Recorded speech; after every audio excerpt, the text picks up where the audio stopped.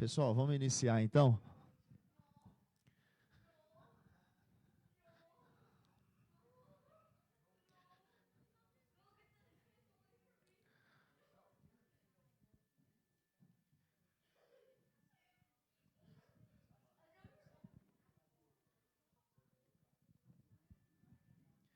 Pessoal, vamos fazer uma oração para a gente iniciar? Queria convidar você a ficar de pé.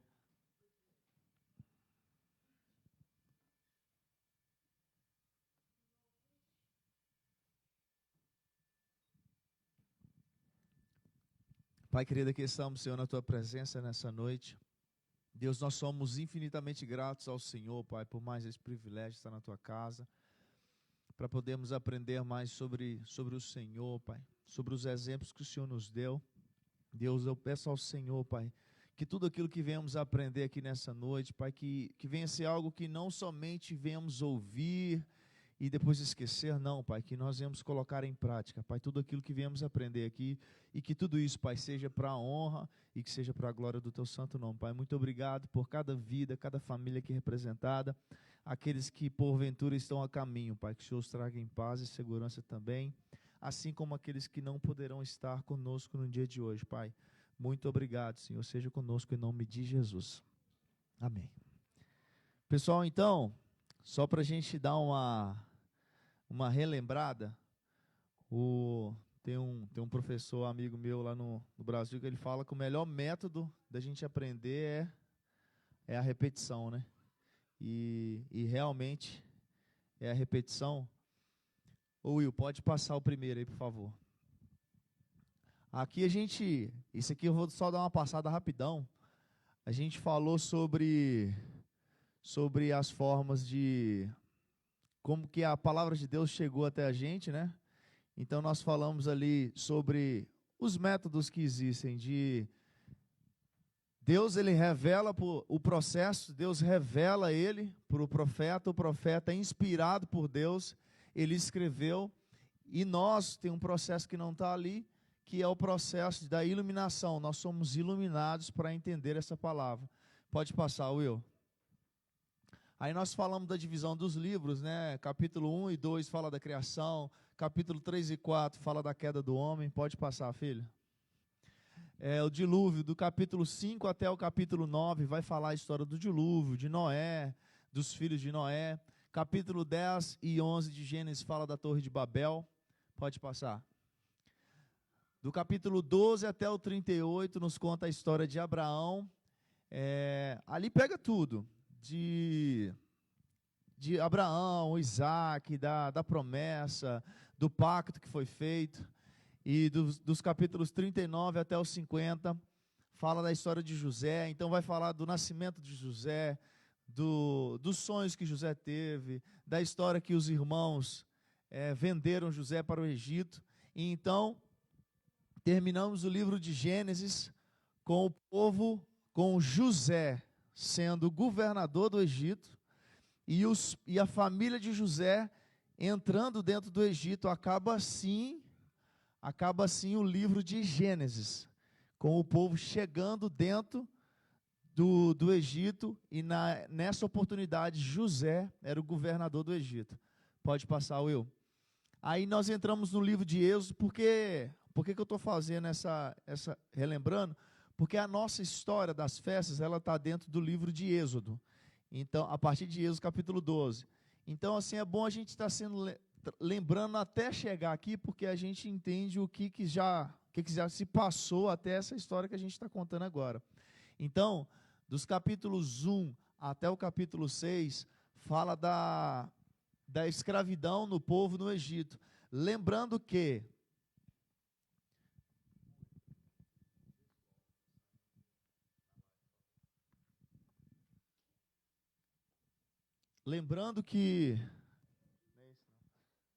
eu perdi o outro. Lembrando que quando o povo entrou no Egito, a gente estava falando aqui que Gênesis acaba com o povo dentro do Egito. E quem governava o Egito naquela época, quem estava de governador do Egito era José. Então, o povo, quando chega dentro do Egito, o povo não chega para ser escravo. porque quem governava o Egito era José. Porém, a Bíblia fala ali de uma história ali, no inicinho ali de Êxodo, que entrou uns 70 mais ou menos ali do povo. Porém, aqui nos primeiros capítulos de Êxodo, já fala assim que o povo já era milhares, já o povo ele cresceu lá dentro, o povo multiplicou lá dentro do Egito. Então, dentro do Egito agora, nesse período aí, ó, do capítulo 1 ao 6, conta uma história que José ele morreu. José ele morreu e agora entra um novo faraó que assumiu ali o domínio, ali o governo geral. Ele era o faraó, né, era o bambambam do Egito, vamos dizer assim. Então ele, quando ele assume, ele fala assim que agora tem um faraó que não conhece mais José. Ou seja, aquele José que era o governador, que era o queridinho do faraó, o cara que Deus usou ali para a provisão do Egito, agora tem um faraó governando que ele não mais conhece José. Então, ele não conhecendo José, o povo que estava lá já não era mais, vamos dizer, não tinha mais as regalias que José podia oferecer ao povo, porque agora José já morreu e entrou um outro faraó. E nesse período o povo agora é milhares. Então, o que o faraó que está lá agora, ele pensa? Cara, esse povo agora, eles são milhões aqui dentro. Se eles se aliarem a um outro povo inimigo nosso e quiser guerrear contra nós estamos perdidos. Então, para que isso não aconteça, vamos governar eles na escravidão, vamos colocar braço forte sobre eles, e colocou o povo em escravidão. Então, dentro do capítulo 1 e 6, 1 até o 6, conta aqui o nascimento e a história de Moisés, que veio a se tornar o libertador do povo. Pode mudar, filho. Aí, quando Deus fala com Moisés, para Moisés chegar diante do faraó, falou assim: Moisés, vai lá e fala com o faraó que eu preciso que o meu povo seja liberto para que ele me adore no deserto. Então Moisés tem aquela conversa com Deus: Senhor, eu não sei falar, como é que eu vou arrumar? Então Deus levanta junto com ele Arão, e Arão se torna ali, ele e Moisés, os dois que estão ali agora no comando.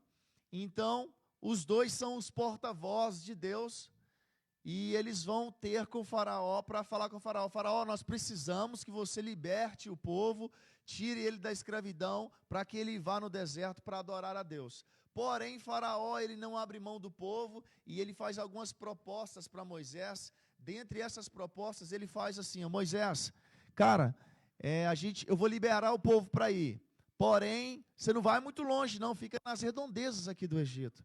Aí o que Moisés fala? Não, a gente não aceita essa proposta.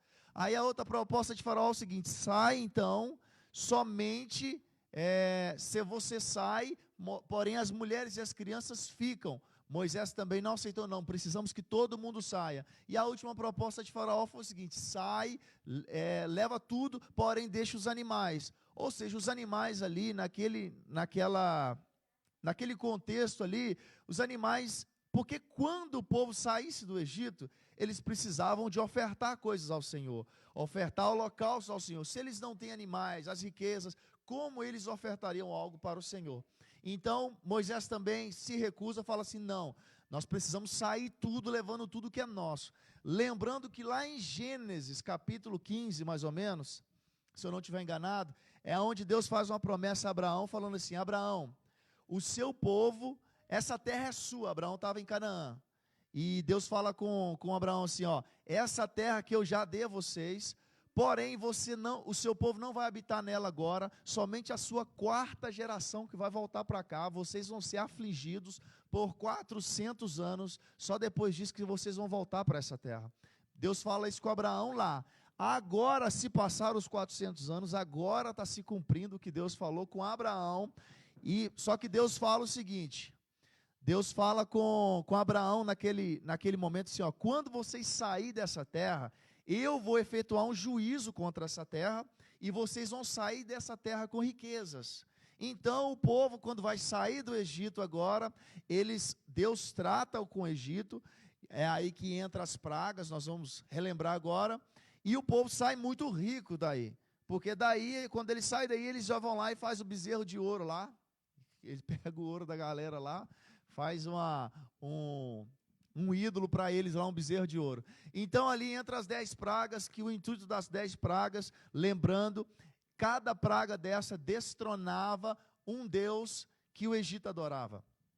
Então tinha o Deus que cuidava do Nilo, tinha o Deus que cuidava dos animais, tinha o Deus que cuidava dos primogênitos. Então quando Deus podia simplesmente fazer o que ele quisesse e pronto, liberava um pouco. Porém, ele quis destronar todos os deuses que Faraó e o Egito acreditavam. Então, quando a primeira praga, a água do Nilo vira sangue, ali Deus estava falando assim: eu sou mais forte que o Deus que protege o Nilo.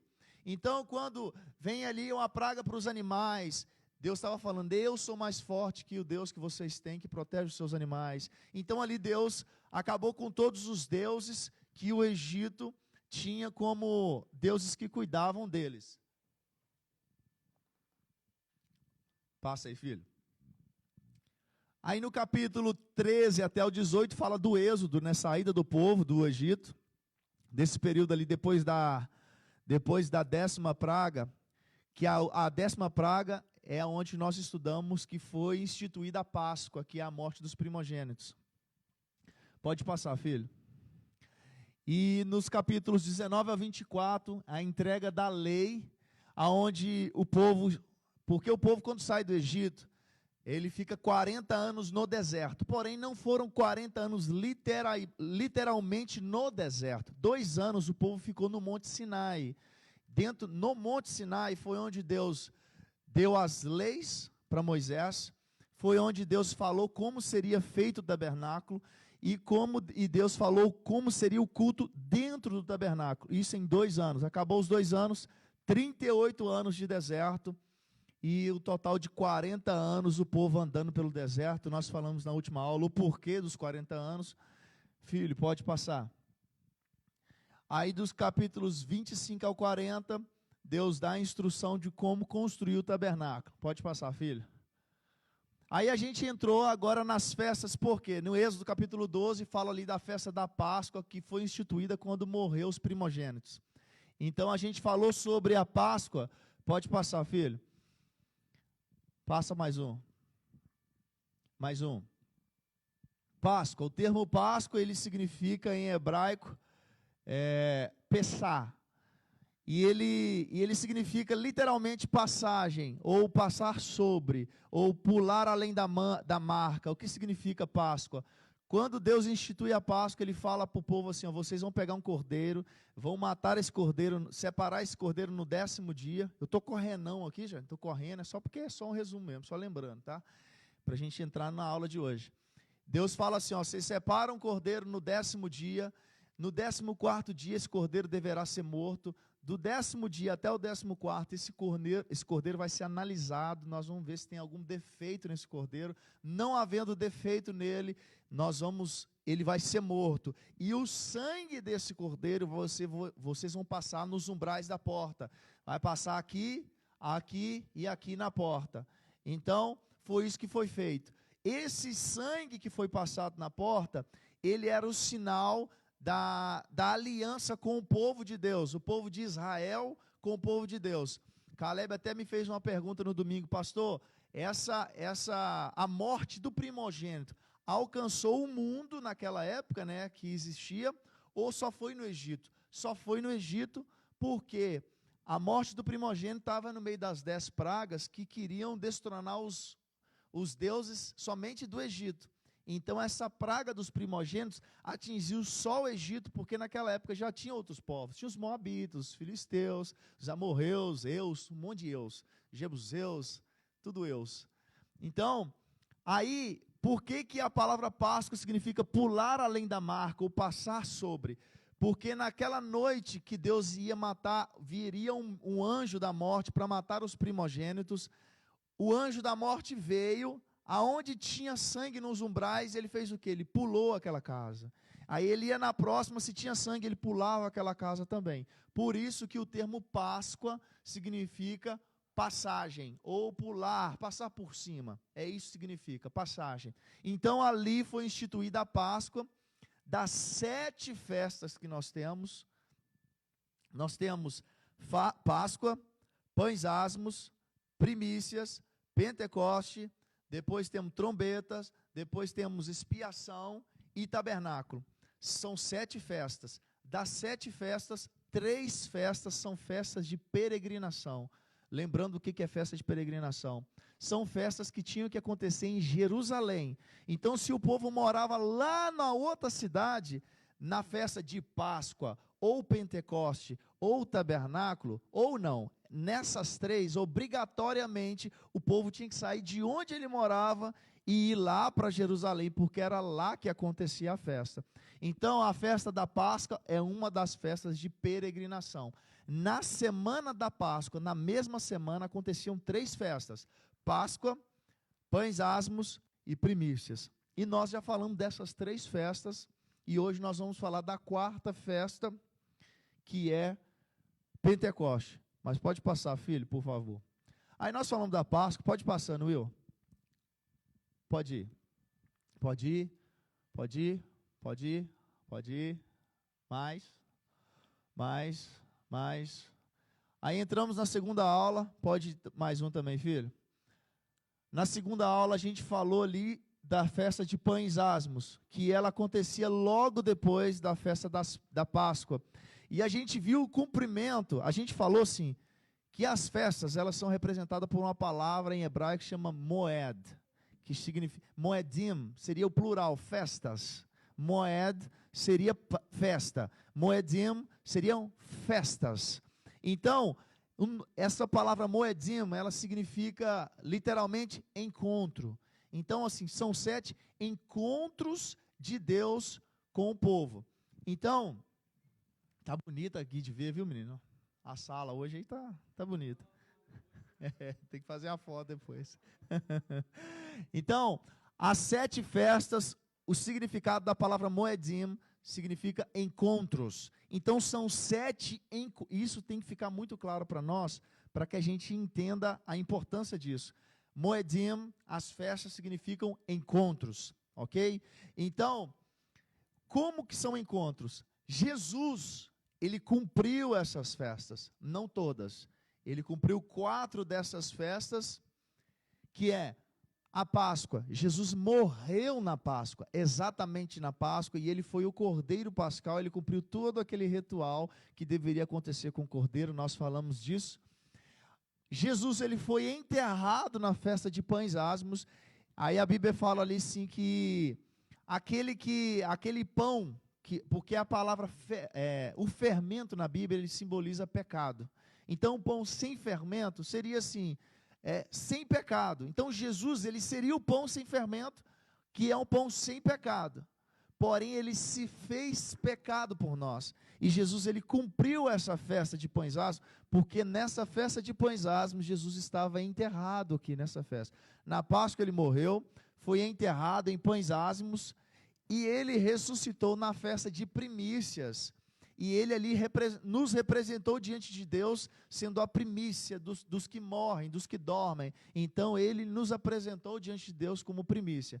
Pode passar, filho? Pode ir passando. Pode ir, pode ir, pode ir, pode ir, pode ir.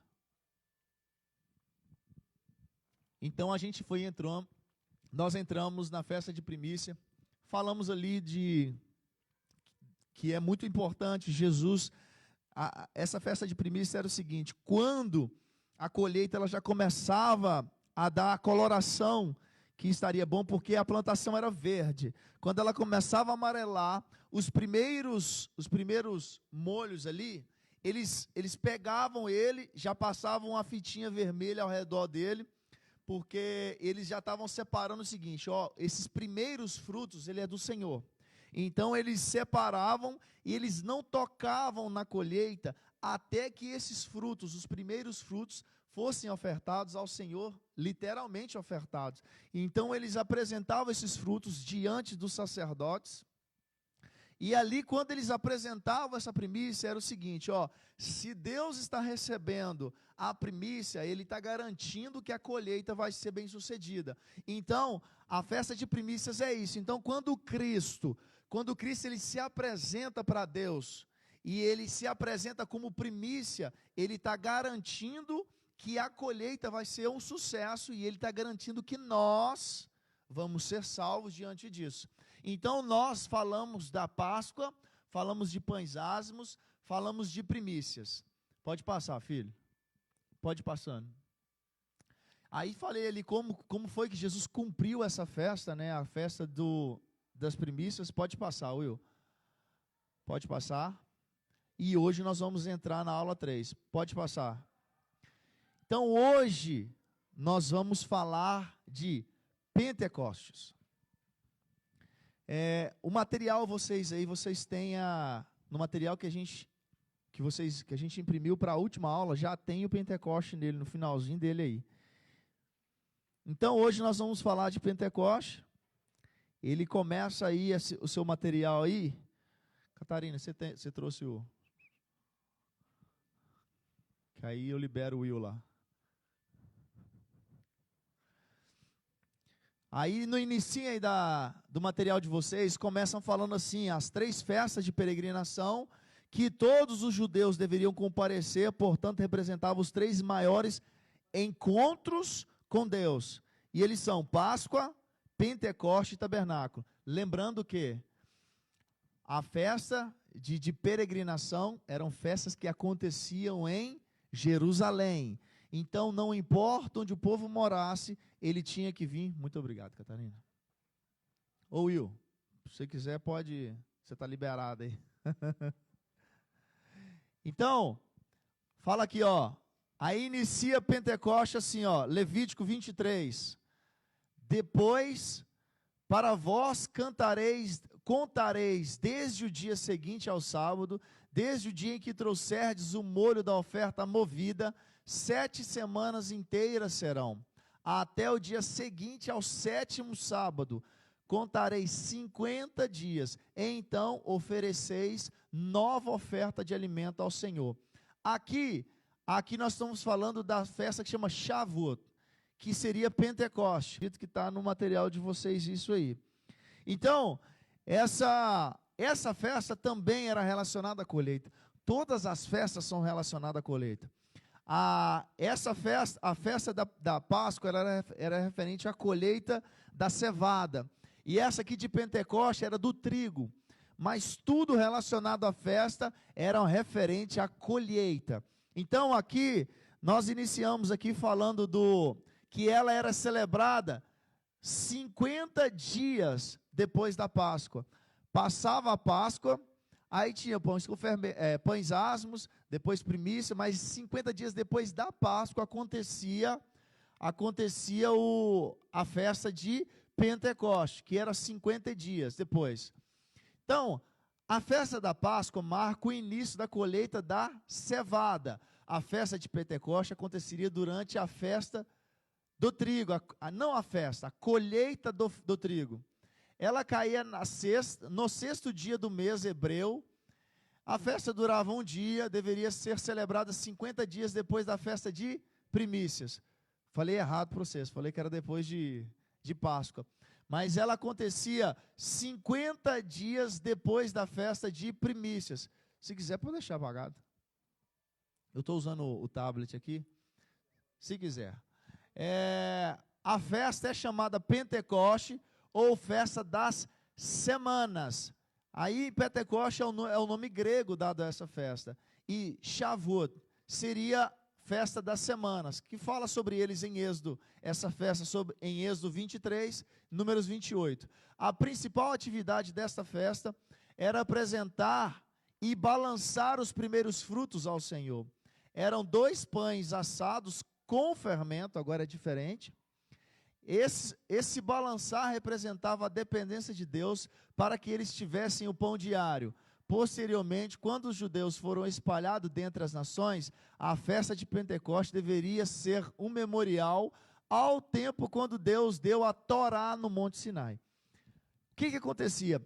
eles, toda vez que, quando passava a festa das primícias, que agora eles iam se preparar para a festa de Pentecoste, todo dia eles tinham que apresentar uma oferta até chegar no dia da festa de Pentecoste. Então, 50 dias, eles ofereciam ofertas que chamava Homer. Um Homer, 2 Homer. Então, até chegar na festa de Pentecoste. Por que eles faziam isso?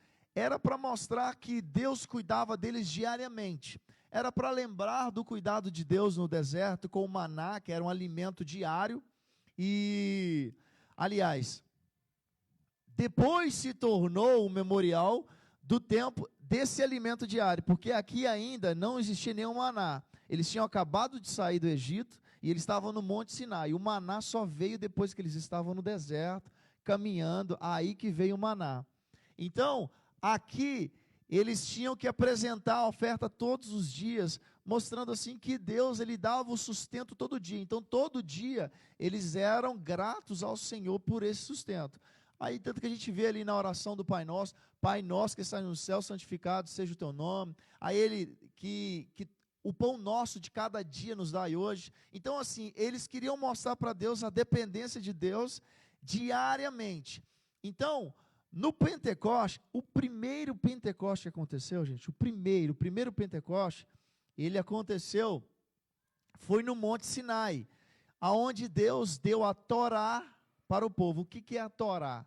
Alguém sabe o que é a Torá? A Torá é a lei. A lei seria o Pentateuco. O Pentateuco seria os 5 primeiros livros da Bíblia. Tudo é a mesma coisa. Torá, Pentateuco e os 5 primeiros livros é tudo a mesma coisa. Então, assim, Gênesis, Êxodo, Levítico, Número, Deuteronômio, aí é a lei do povo, é a Torá, é o que o povo de Israel tem como base.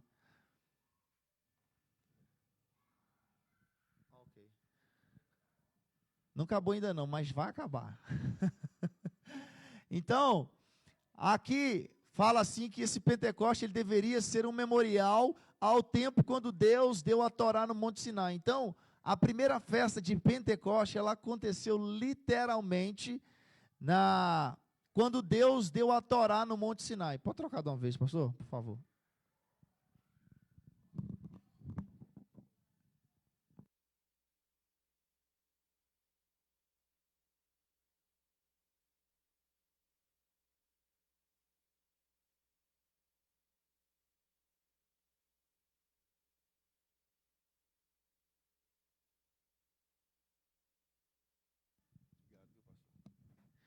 Pessoal, então, aqui, quando a gente fala assim, a festa, o primeiro Pentecoste, ele veio acontecer no Monte Sinai, quando Deus deu a Torá para o povo. Aí olha o que está escrito aqui, ó, Êxodo, capítulo 19, versículo 11. E estejam prontos para o terceiro dia, porquanto no terceiro dia o Senhor descerá diante dos olhos de todo o povo sobre o Monte Sinai. Moisés deu esse recado para o povo. Galera, fica ligado, se prepara, porque daqui 3 dias Deus vai descer aqui diante de nós vamos ver isso. Falou em Êxodo capítulo 19, versículo 11. Continuando aqui, Êxodo 19, a partir do 16, fala assim, ó: e aconteceu que ao terceiro dia, ao amanhecer, houve trovões, relâmpagos sobre o monte, e uma espessa nuvem, e um sonido de buzina muito forte, de maneira que estremeceu todo o povo que estava no arraial. E Moisés levou o povo para fora do arraial, ao encontro de Deus, e puseram-se ao pé do monte. E todo o monte Sinai fumegava, porque o Senhor descera sobre ele em fogo, e a sua fumaça subiu como fumaça de uma fornalha, e todo o monte tremia grandemente, e o sonido de buzina ia crescendo cada vez mais. Moisés falava, e Deus lhe respondia em alta voz. E descendo o Senhor sobre o monte Sinai, sobre o cume do monte, chamou o Senhor a Moisés ao cume do monte, e Moisés subiu. Então aqui, cara, aqui o que aconteceu? Aqui Moisés falou com o povo, se prepara, porque Deus vai descer aqui diante de todo mundo, e Deus vai falar com a gente. Então aqui, cara, aqui era o que acontecia quando Deus se manifestava no Monte Sinai, acontecia trovão, relâmpago, e assim, quando você olha ali no original, isso, ele dá a entender que assim, a voz de Deus, ela era tão bruta assim, tão terrível, que o povo tinha medo. E não dá a entender, não é isso mesmo, porque a gente vai ler isso aqui para frente. O povo, ele tinha medo de ouvir, tanto que ele falou assim: Moisés, cara, não precisa de levar nós, não. Você vai lá, Deus fala com você, você passa o recado para nós, a gente não quer presenciar, não. O povo estava morrendo de medo, entendeu? Imagina, Guilherme. Fala assim: Guilherme, vai lá, só você no meio do trovão lá.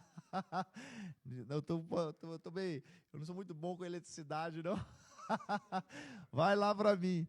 Então, ó, Hebreus capítulo 12, ele relata isso mais ou menos, ó.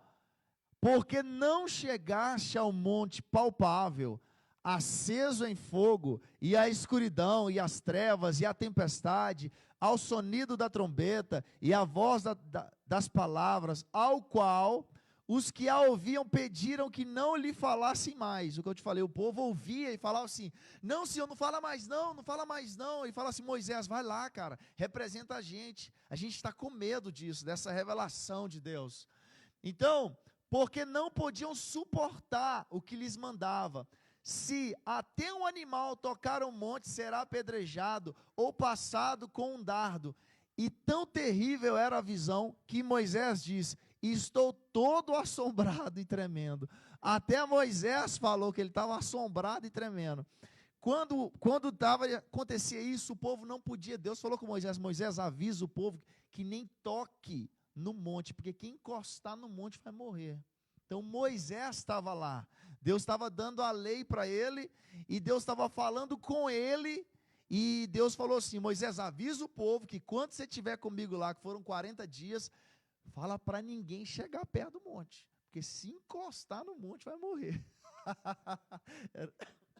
Era desse nível. Então, ó, Êxodo 19, fala assim, ó: e veio Moisés, e chamou os anciãos do povo, e expôs diante dele todas essas palavras que o Senhor lhe tinha ordenado. Então, olha o que o povo respondeu para Moisés, galera, ó. Então todo o povo respondeu a uma voz e disse: tudo que o Senhor tem falado, faremos. E relatou Moisés ao Senhor as palavras do povo. Moisés chegou e falou com o povo assim: pessoal, Deus falou isso e isso comigo.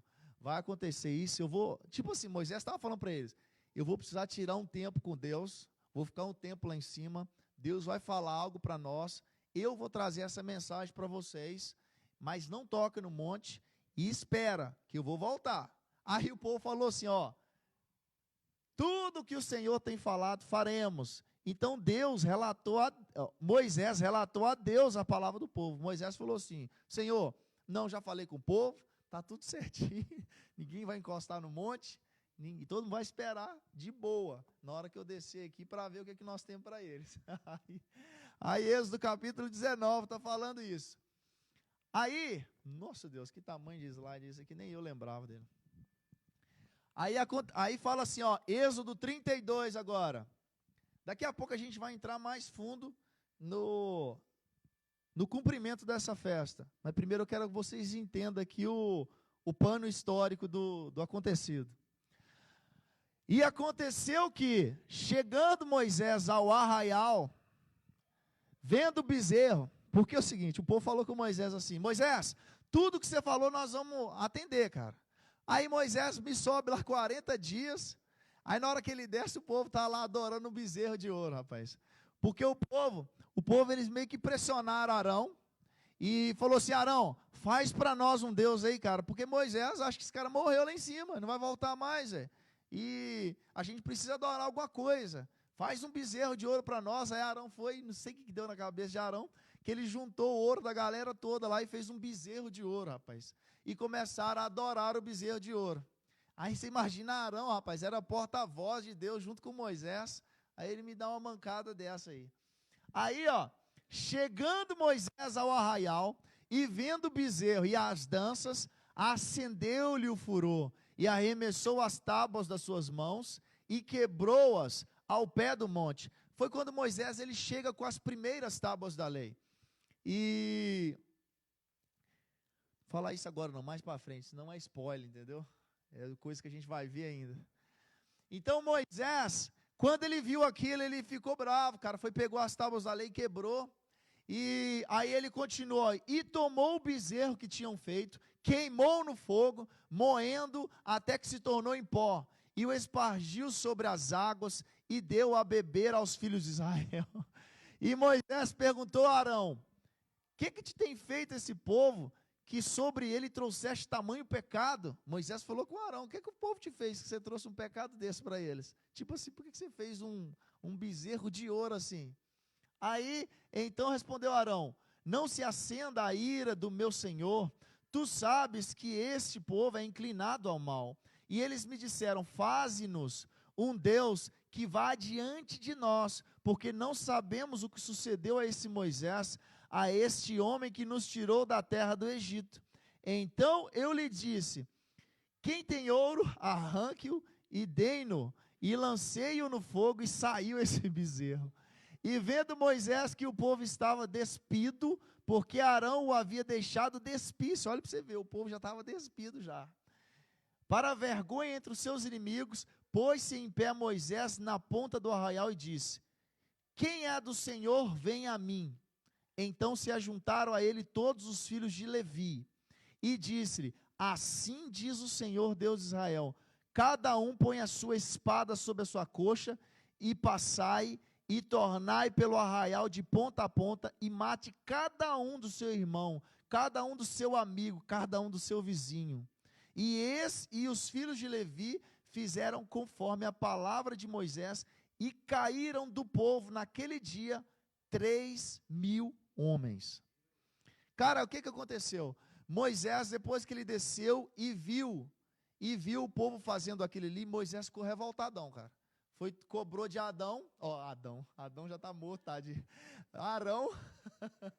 Aí ele foi falar com Arão, e aí Arão deu a resposta, o povo é inclinado, você sabe como é que é, eu tive que fazer um bezerro. Aí ele falou assim, aí você vê que, olha o que Moisés fala assim, o que te tem feito esse povo, que sobre ele trouxeste tamanho pecado? Aí Moisés estava tipo falando assim, cara, o que você fez vai trazer um castigo para esse povo aí que você não tem noção. O que você fez para eles, cara? Porque Arão fez, né, o bezerro. Aí Moisés foi e falou assim, quem é de Deus passa por esse lado aqui, do meu lado. Aí aqui, aí falou assim, quem é do Senhor vem a mim. Então se ajuntaram a ele todos os filhos de Levi. A tribo de Levi toda se juntou a ele. E a gente lembrando aqui, no resumo que a gente viu, que Deus, num certo momento, ele pede os primogênitos a Moisés. A gente, no resumo que a gente fez, a gente falou que todo primogênito que nascesse, Deus falava assim, esse primogênito é meu, Moisés. Depois que foi instituída a Páscoa, Deus falou assim, todo primogênito que nascer, todo primogênito do animal, tudo é meu. Porém, lá na frente, a gente vai ver que Deus mudou isso. Ele fala assim, Moisés, não quero mais os primogênitos. Eu quero para mim agora a tribo de Levi. Ela é minha. E eu não quero mais os primogênitos. Então a gente vai lembrar aqui alguma coisa, vai linkar, né? Então aqui, quem é do Senhor, vem a mim. Então se juntaram todos os filhos de Levi. Então, olha o que assim diz o Senhor, Deus de Israel. Aí Moisés falou assim, cada um de vocês vai pegar a espada agora, da tribo de Levi. Vocês vão passar de ponta a ponta no arraial. Todo mundo aí, cara. Todo mundo que meio que participou disso aí, vocês vão meter a faca em todo mundo. Aí quando fala aqui, cada um a seu irmão, amigo, vizinho, por quê? Eles eram uma família, era um povo só, era o povo de Israel, viveram junto, cresceram junto, todo mundo, o povo estava junto. Aí Moisés fala assim, você vai passar de ponta a ponta, e vai matar todo mundo, cara. Morreu 3.000 pessoas no primeiro Pentecoste que aconteceu. Então esse foi o primeiro Pentecoste, foi quando Deus deu a lei, lá no Monte Sinai. Então no Monte Sinai, Moisés já pegou a lei, e naquele dia já veio juízo sobre 3.000 cabeças, 3.000 homens. Você vê como é que a lei já chegou arrebentando já, né? Isso está em Êxodo, capítulo 32, versículo 19 ao 28. Não, Esse aqui é depois. Agora, o que eu vou falar não tem nos slides, porque eu não consegui fazer a tempo, para falar a verdade. Mas eu vou disponibilizar para vocês de alguma forma. E depois nós vamos entrar naquele slide que eu mostrei ali, bem no finalzinho. Então, cara, o que acontece a partir de agora? O que aconteceu com a chegada da lei? Porque o primeiro Pentecoste, ele é marcado com a chegada da lei, a Torá. Então, no Pentecoste, eu vou falar para vocês aqui alguns motivos da celebração do Pentecoste, e nós vamos linkar tudo isso que a gente viu aqui. Fala assim, ó, o Pentecoste, ele celebra um encontro de Deus com o seu povo, mas só que ele não celebra o encontro só com o povo de Israel. Ele não celebra só com o povo, porque quando Deus ele encontra com o povo, ele gosta de um ajuntamento. Porque a gente vê isso porque isso aqui era um ajuntamento. Deus ele se juntou, ele fez o povo se juntar, o povo estava todo reunido, e Deus ali, ele acontece a primeira festa, primeiro Pentecoste ali. Então, aí nós vemos em Atos capítulo 2, onde que a gente conhece como o Pentecoste, né? O dia do Pentecoste, o dia da descida do Espírito Santo. Então é Atos capítulo 2, e fala assim, ó, Atos capítulo 2, versículos de 1 a 4. Eu falei assim, que quando Deus ele quer encontrar com o povo, na verdade ele quer um ajuntamento de pessoas. Porque fala assim em Atos capítulo 2, versículo 1. E cumprindo-se o dia de Pentecoste, lembrando que, gente, aqui já é um memorial agora, tá? O Pentecoste aconteceu ali, naquela situação do Monte Sinai. Agora nós estamos falando de um memorial do Pentecoste. E todo memorial, o que acontece? Êxodo capítulo 12, nós falamos da Páscoa. Ali aconteceu a Páscoa. Ali aconteceu a festa de pães asmos. Ali aconteceu a festa de primícia. Aqui aconteceu a festa de Pentecoste. Depois, tudo isso que aconteceu depois, são memoriais. Aí, quando hoje o povo vai celebrar a Páscoa, ele lembra do que aconteceu lá, e eles fazem o que aconteceu lá. Nós temos que contar para os nossos filhos, que nós saímos corrido do Egito, é aquele trem todo. Eles têm que contar, isso é um memorial. Então, ali aconteceu o Pentecoste, a instituição do Pentecoste. E lembrando que eu falei de 7 festas, porém hoje é o último dia que nós vamos falar das festas, e é só essa que é a 4ª festa. Por que são 7? Eu só falei de 4. Porque 4 festas elas já foram cumpridas. Que eu falei, Jesus morreu na Páscoa, foi enterrado em pães asmos, ressuscitou na primícia, e agora no Pentecoste é a descida do Espírito Santo. As outras 3 festas que vão vir, que é trombeta, expiação e tabernáculo, são escatológicas, festas que ainda vão acontecer. Trombeta é o que a gente ouve falar, ó, quando ouviu o som da trombeta, né, quando fala de trombeta, a gente já pensa em arrebatamento da igreja. E depois de trombeta, que é o dia da expiação, seria a grande tribulação, o juízo de Deus, que é o Yom Kippur. E depois a última festa, que é tabernáculo, seria o milênio, a habitação com Cristo. Então essas 3 festas, elas são escatológicas, nós vamos entrar com ela dentro de escatologia já. Então, até aqui, nós não estamos entrando em escatologia. Hoje é o último dia, semana que vem a gente já entra em escatologia com essas 3 últimas festas. Então, fala assim, ó, e cumprindo-se o dia de Pentecoste, Atos capítulo 2, versículo de 1 a 4. E cumprindo-se o dia de Pentecoste, estavam todos reunidos no mesmo lugar. Versículo 4 de Atos 2, e todos foram cheios do Espírito Santo, e começaram a falar noutras línguas, conforme o Espírito Santo lhe concedia que falassem. Lucas 24, 49, eles deveriam estar em Jerusalém para que isso acontecesse. Lucas 24, 49, e eis que sobre vós envio a promessa do meu Pai. Ficai, porém, na cidade de Jerusalém, até que do alto sejais revestido de poder. Por que eles tinham que estar em Jerusalém? Porque a festa de Pentecoste era uma das festas de peregrinação. A festa de peregrinação, mais uma vez lembrando, são aquelas festas que acontecem em Jerusalém. Não importa onde o cara morava. festa de peregrinação, Páscoa, Pentecoste e tabernáculo, o povo tinha que ir todo mundo para Jerusalém, não importa onde morava, a festa acontecia lá.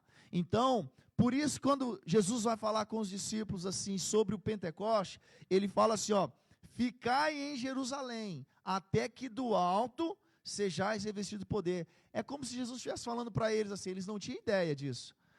Mas era o mesmo Jesus falar assim, ó, vocês vão ficar aqui em Jerusalém para a festa de peregrinação que vai acontecer, porque essa festa vai se cumprir em vocês vão ser cheios do Espírito Santo. Então Jesus estava falando isso com eles. Então, na primeira festa de Pentecoste, o que aconteceu? A gente falou que o povo ele ficava amedrontado, né, cara? Trovão, raio. E na segunda festa, na segunda vez que aconteceu essa festa de Pentecoste, nesse memorial, não na segunda vez, quando Jesus cumpriu essa festa, aconteceu a mesma coisa, porque falava assim que eles estavam reunidos e fala assim, ó, e de repente veio do céu um som, como de um vento veemente, impetuoso, e encheu toda a casa que estavam assentados. Então assim, da mesma forma que aconteceu no primeiro, acontece agora no segundo, com trovão, sinais miraculosos acontecem. Essa festa de Pentecoste, onde Jesus ele se faz presente, não se faz presente, mas a festa se cumpre aqui. E o importante da gente ter na festa de Pentecoste é o seguinte, a festa de Pentecoste é o início de uma aliança. A gente vai entender que é aqui que inicia o período da graça, na festa de Pentecoste. Porque é o seguinte, às vezes a gente pensa assim, Novo Testamento é graça já, é período da graça, é a dispensação da graça, Antigo Testamento é lei e Novo Testamento é a graça. Mas não aconteceu assim, ó, até hoje, meia-noite é lei, a partir de meia-noite é graça, não foi assim. As coisas foram gradativas, entendeu? Até que chegou um momento que eu creio que foi na festa de Pentecoste, instituiu realmente, agora nós estamos vivendo no período da graça, porque aqui em Pentecoste aconteceu uma aliança. Voltando aqui rapidão nas festas escatológicas, as festas de peregrinações, elas tinham que acontecer em Jerusalém, correto?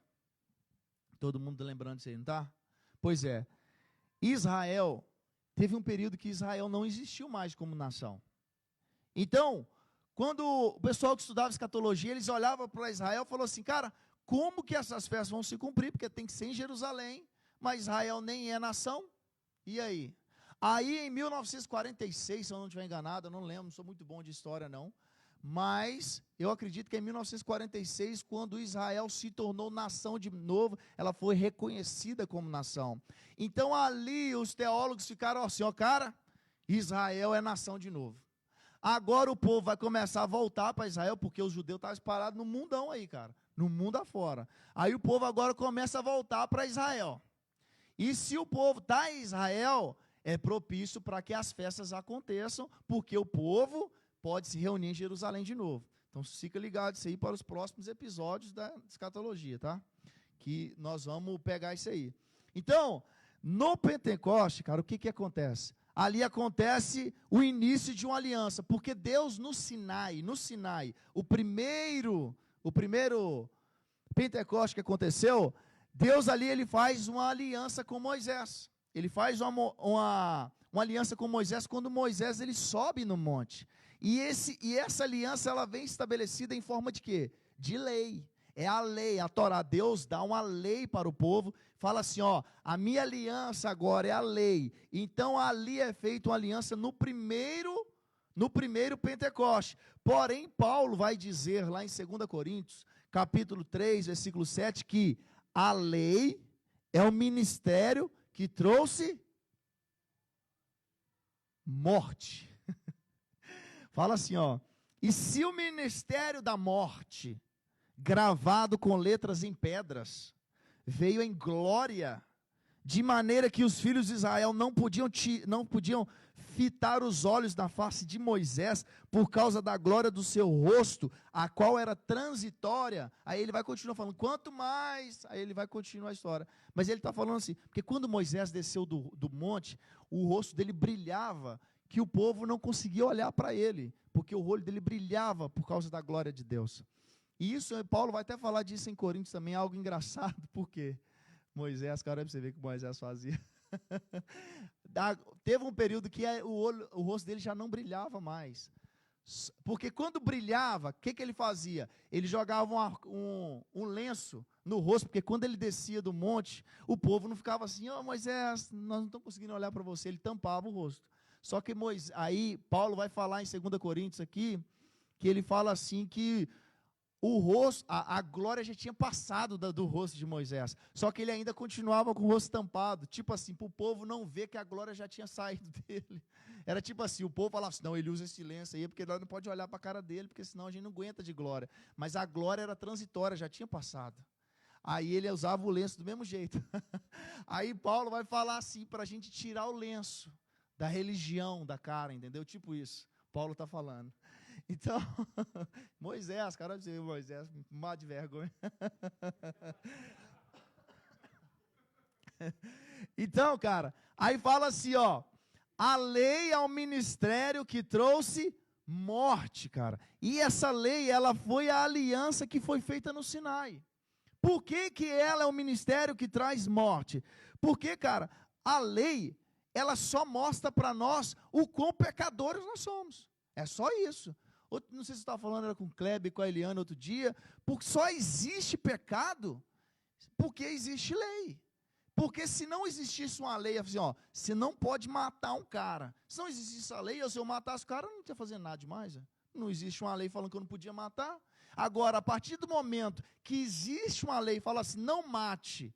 Se eu matar, eu estou infringindo a lei. E aí existe uma lei. Porém, quando vem a lei, vem a vontade de quebrar a lei também. É assim. Porque a gente gosta de fazer o que não pode. Às vezes, se a gente fosse liberado para fazer, talvez não estava nem aí. Mas quando vem a lei... Então aqui, a lei, ela nos mostra quão pecadores nós somos. Romanos capítulo 7, versículo 7 e 8 diz assim, que diremos, pois? A lei é pecado? De modo nenhum.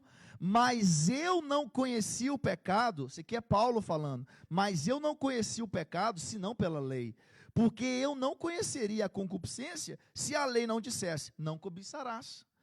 Mas o pecado, tamanho ocasião pelo mandamento, operou em mim toda a concupiscência, porquanto sem a lei estava morto o pecado. Então ele fala assim, mas o pecado, tomando ocasião do mandamento, ele operou em mim toda a concupiscência, ou seja, a partir do momento que instituiu a lei, revelou tudo que o cara fazia de errado. Quando vem a lei, só mostra o quão pecador que o cara é. A lei serve para isso. Ela serve para mostrar o quanto pecador nós somos, só para isso. Então essa primeira aliança que foi feita no primeiro Pentecoste, ela foi feita mostrando, o símbolo dessa aliança é a lei. Ok? E a gente viu que no primeiro Pentecoste, quantas pessoas morreram? Quanto? 3.000 pessoas, cara. Por isso que morreu 3.000 pessoas. No momento que aparece a lei, cara, já pegou aquele monte de candanga assim, Rapaz, vocês estão tudo perdido, cara. Porque a lei que eu trouxe fresquinha agora condena o seu estudo. Matou 3.000 caboclos. Eu ia falar isso aí, amor.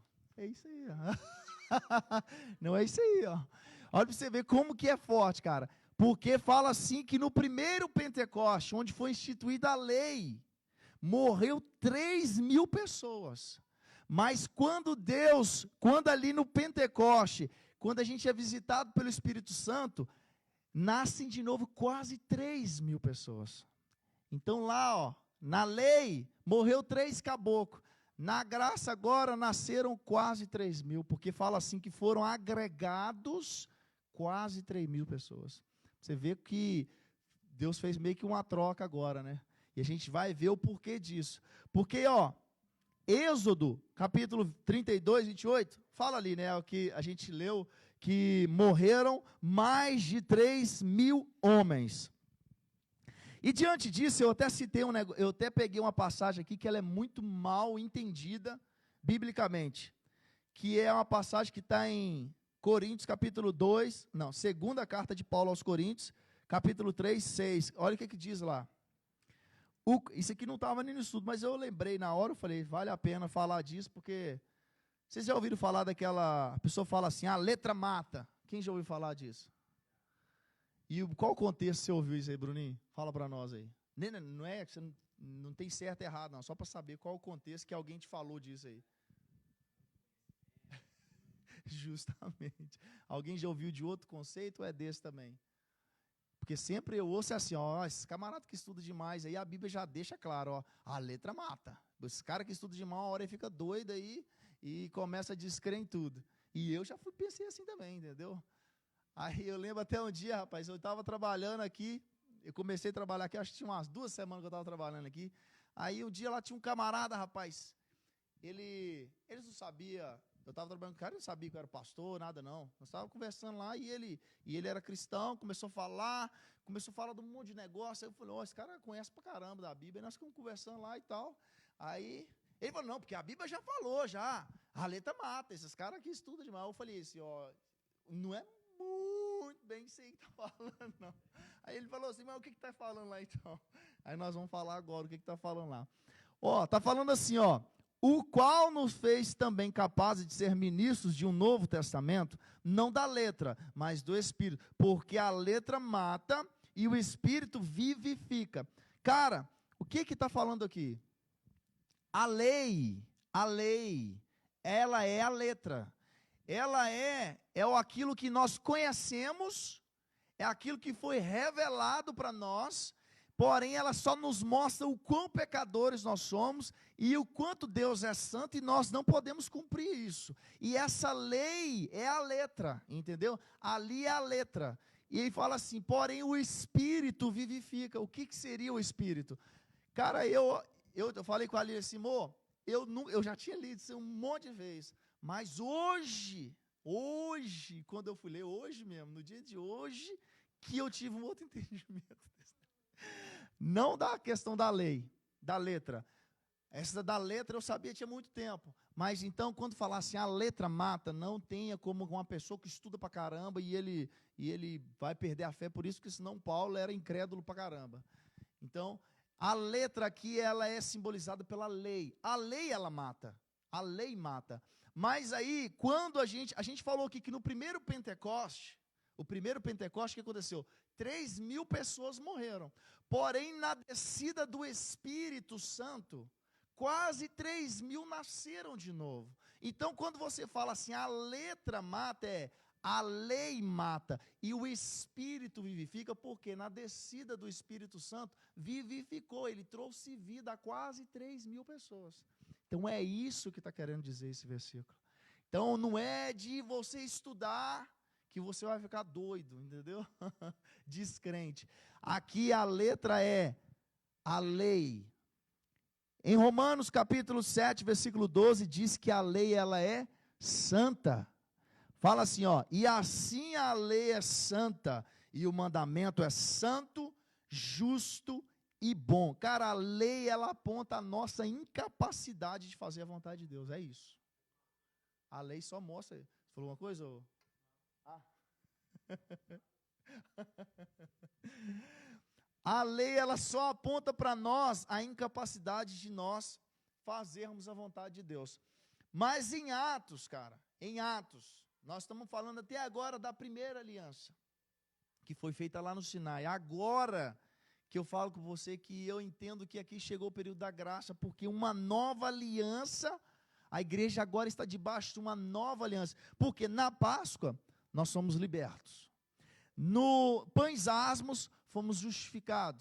Na primícia, nós fomos apresentados a Deus através de Jesus. Agora nós somos revestidos de poder no Pentecoste. E, cara, e por que a gente precisa ser revestido de poder? Eu lembrei de 2 exemplos que eu quero falar aqui. Um, nesses dias, a gente até falou, minha esposa, eu, o Clebão e a Eliana, nós estávamos conversando sobre isso. eu acho que a gente falou dentro da sala ali também com os pastores, de um livro que eu já li bastante tempo atrás, da Rebecca Brown, que fala assim, ele veio para libertar os cativos, o nome desse livro. E essa mulher, cara, ela era uma bruxa brutona. Ela era segunda, assim, ó, dos mais brutos. Acima dela só tinha quase que o Satã, entendeu? Ela era brutona, a mulher. Pelo que ela fala no livro lá, até de sacrifício humano. Bruta mesmo, essa Rebecca Brown. Então, ela conta ali que ela, por ela estar nesse nível já de bruxaria, de magia negra, ela conseguia fazer um negócio lá que eu não me lembro como que fala no livro, tem muito tempo que eu li, mas ela conseguia meio que... Como? Viagem astral. Ela conseguia, cara, ela meio que saía do corpo dela, o espírito dela, para atormentar uma casa, para você ter uma ideia. Ela meio que parava lá para dar uma meditada, se o espírito dela saía, um maligno para atormentar uma outra casa. E o espírito a qual ela servia, falou com ela assim, Rebeca, quando você chegar em casa, hoje eu preciso que você vá lá naquela casa lá, porque essa casa está atrapalhando nossas reuniões. Ela já pensou, deve ser alguém que é crente aí, né? Nós vamos tirar esse povo daqui. E ela parou na casa dela lá, foi fazer essa viagem astral para ir em espírito até a casa daquele pessoal e atrapalhar eles para que eles mudassem de lá. Porém, ela conta que quando ela foi fazer, e isso ela já era a segunda, cara, assim, ó. Ela era bruta, bruta, bruta. Todo mundo assim, abaixo dela assim, ó. Era respeito demais. E ela, quando ela foi fazer essa viagem astral, na hora que ela estava chegando na casa, ela fala que viu uma aliança assim, ó, em volta da casa. E ela não conseguia passar essa aliança. Ela tentava chegar na casa de qualquer jeito, mas essa aliança protegia a casa. Aí ela ali, ela pensou assim, cara, aí ela não conseguiu fazer o que ela precisava. Aí ela pensou, existe alguém mais forte do que o que eu sirvo. E eu preciso saber. Ali o diabo deu um tiro no pé com ela. Porque ela falou assim, isso aí dessa casa é mais forte que eu sirvo. Eu preciso saber quem que é esse povo. Aí ela procurou saber, descobriu que eles eram cristãos, começou a ir na igreja deles e depois converteu. Aí ela viu ali, cara, que ali existia uma força mais forte do que o ocultismo que ela servia. Por isso, cara, que nós vivemos tempos hoje na igreja que a gente precisa de poder. A igreja precisa de poder mais que nunca, cara. Porque as hostes celestial agora, nesse momento aqui, ó, o pau está quebrando aqui, a gente não vê. Eu não me recordo, porque tem muito tempo que eu li o livro. Que eu li o livro tem mais de 10 anos. Facinho.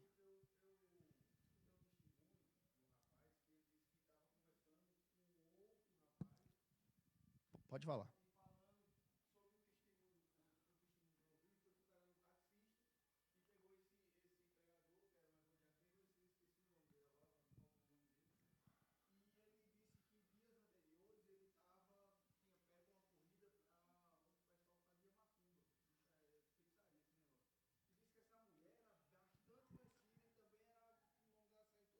Aham.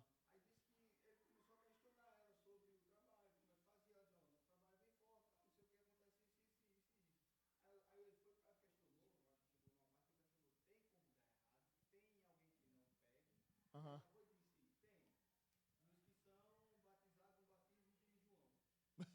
Meu Deus, aí tá vendo? Aí tá vendo? Não, isso faz o sentido assim. A outra história que eu falaria é uma que eu vi. Eu vi essa semana, não tinha escutado. Que o pastor Luciano Subirá, ele conta ela. Ele é amigo de um camarada que antes de se converter, de um pastor que antes de se converter, foi de tudo, segundo ele. Já teve câncer, foi macumbeiro, bruxo e de tudo, cara.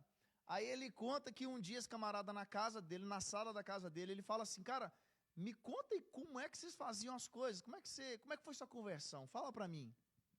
Aí o cara falou assim, pastor, eu não quero te entrar em detalhes, porque as coisas que eu fazia era muito nojenta. As coisas que eu fazia como bruxo. Ele falou assim, mas eu vou te contar um que aconteceu. Diz ele que a entidade a quem ele servia, né, o demônio que ele servia, falou com ele assim, eu preciso que você ofereça uma coisa para mim, que tem que ser um corpo com 15 dias de morto. Você precisa ir lá no cemitério, achar esse cara e fazer um negócio que eu vou pedir para você. Aí ele falou assim com o Luciano Brown, não pergunte para mim o que é, porque é tão nojento que eu não preciso nem te falar, eu não quero te falar. Aí eles correram atrás das informações para achar alguém que tinha morrido, tinha 15 dias, foram lá, acharam um camarada, compraram o sigilo do cemitério que eles iam arrombar o túmulo para pegar aquele corpo, compraram o sigilo do camarada do cemitério para ninguém falar para ninguém, porque ele precisava oferecer aquilo com aquele corpo que tinha 15 dias que tinha morrido. Porém, diz ele que na hora que ele chega lá no cemitério, aí na hora que ele vai para mexer, diz ele que o demônio que ele servia se materializou atrás dele assim, ó, apareceu e falou assim, ó, com esse aí não vai dar certo, não pode ser esse aí não. Aí ele falou assim, não, já paguei, já falei com o cara, aí falou assim, mas que esse aí não dá certo, não dá certo, com esse aí não vai dar certo. Aí ele falou assim, por que não? Aí diz ele que o demônio fez assim, ó, é dele lá, ó, não pode mexer, nós não temos autorização, não pode. Aí ele falou assim, mas como assim não pode? Ele falou, não pode, é dele, não pode. Aí ele pensou assim, rapaz, se Deus está protegendo essa pessoa aqui, já tem 15 dias que está morto, o que ele não faz com a gente que está vivo? Aí ele foi e procurou assim, preciso saber quem que é essa pessoa que está enterrada aqui. Correu atrás, descobriu que era uma esposa de um pastor.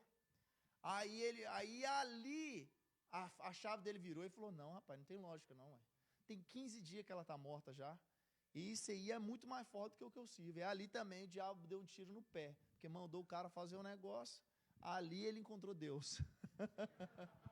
Então, cara, por isso que eu estou falando que a igreja, ela precisa de poder mais do que nunca, porque isso é poder de Deus.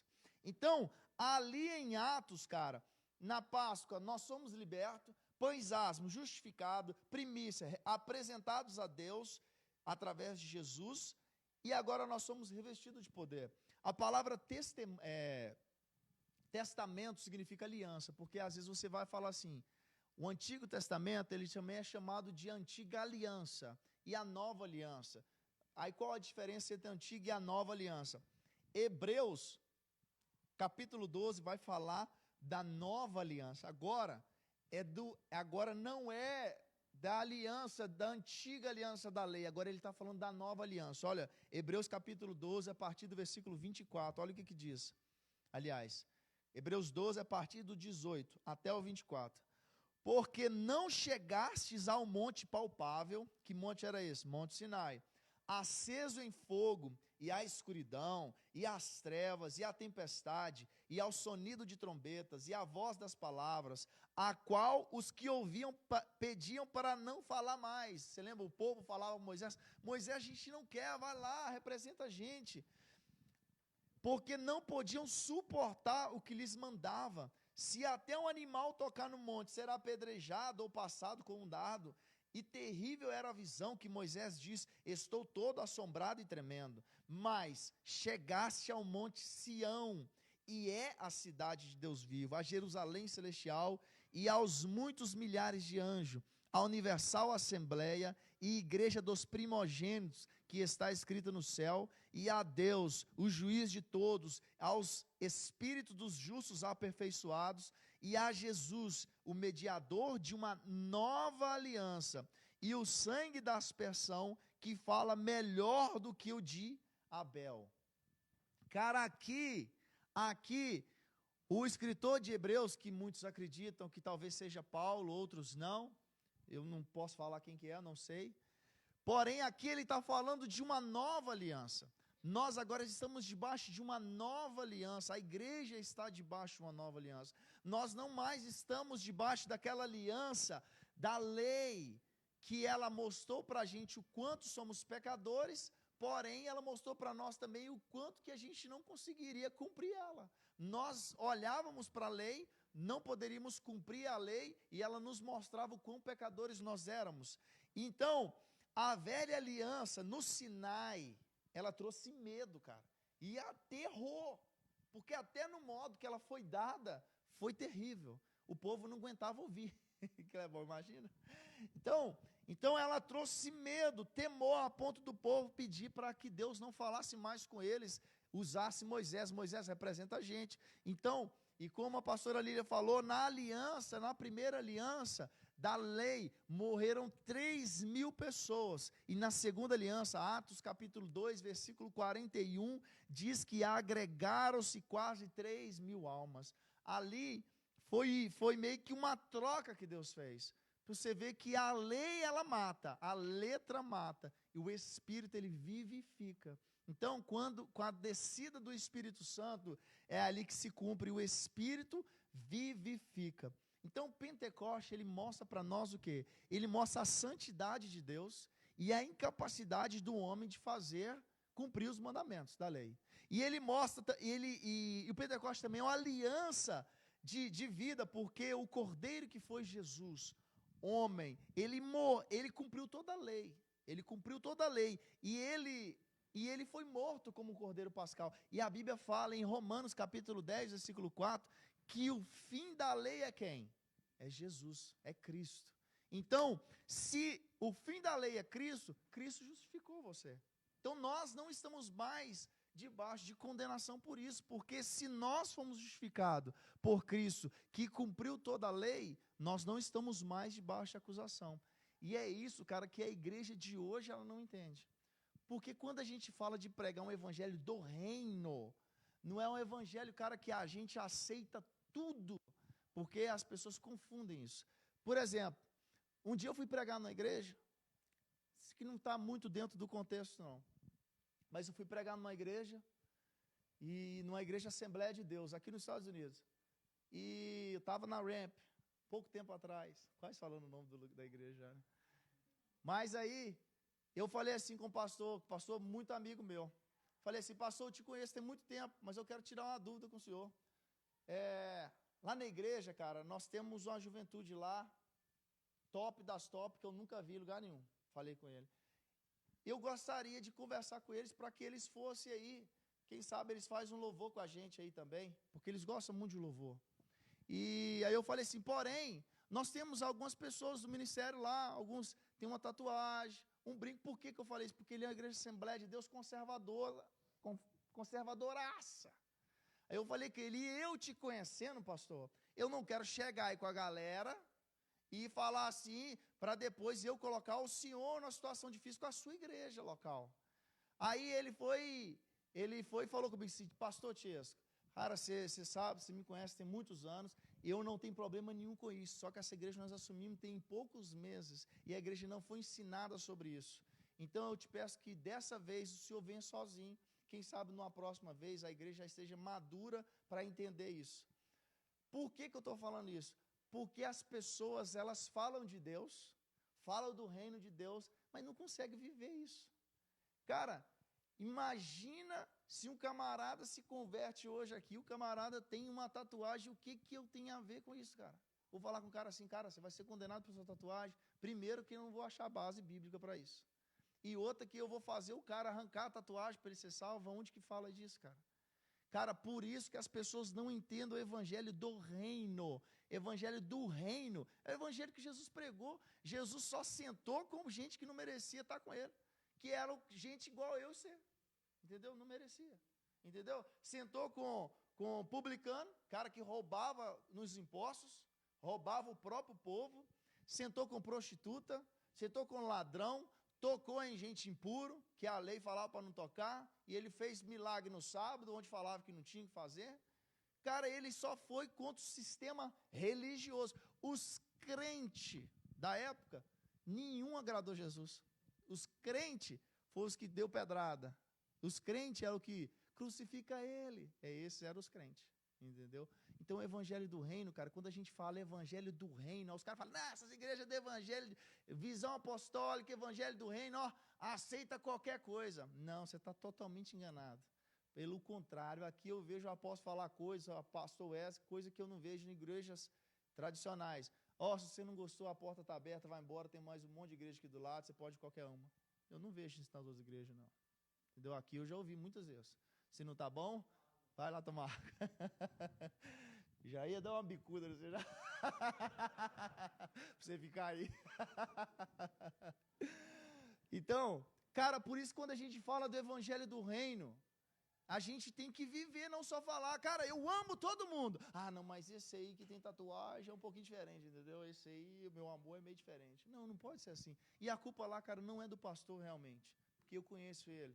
E ele é um camarada, embora de formação assembleiana, o seminário dele não foi na Assembleia de Deus. Então, ele estudou com muita gente que não tem a visão assembleiana. Também não estou falando mal da Assembleia de Deus. Estou falando mal de nós mesmos que deixamos as coisas chegar nessa situação.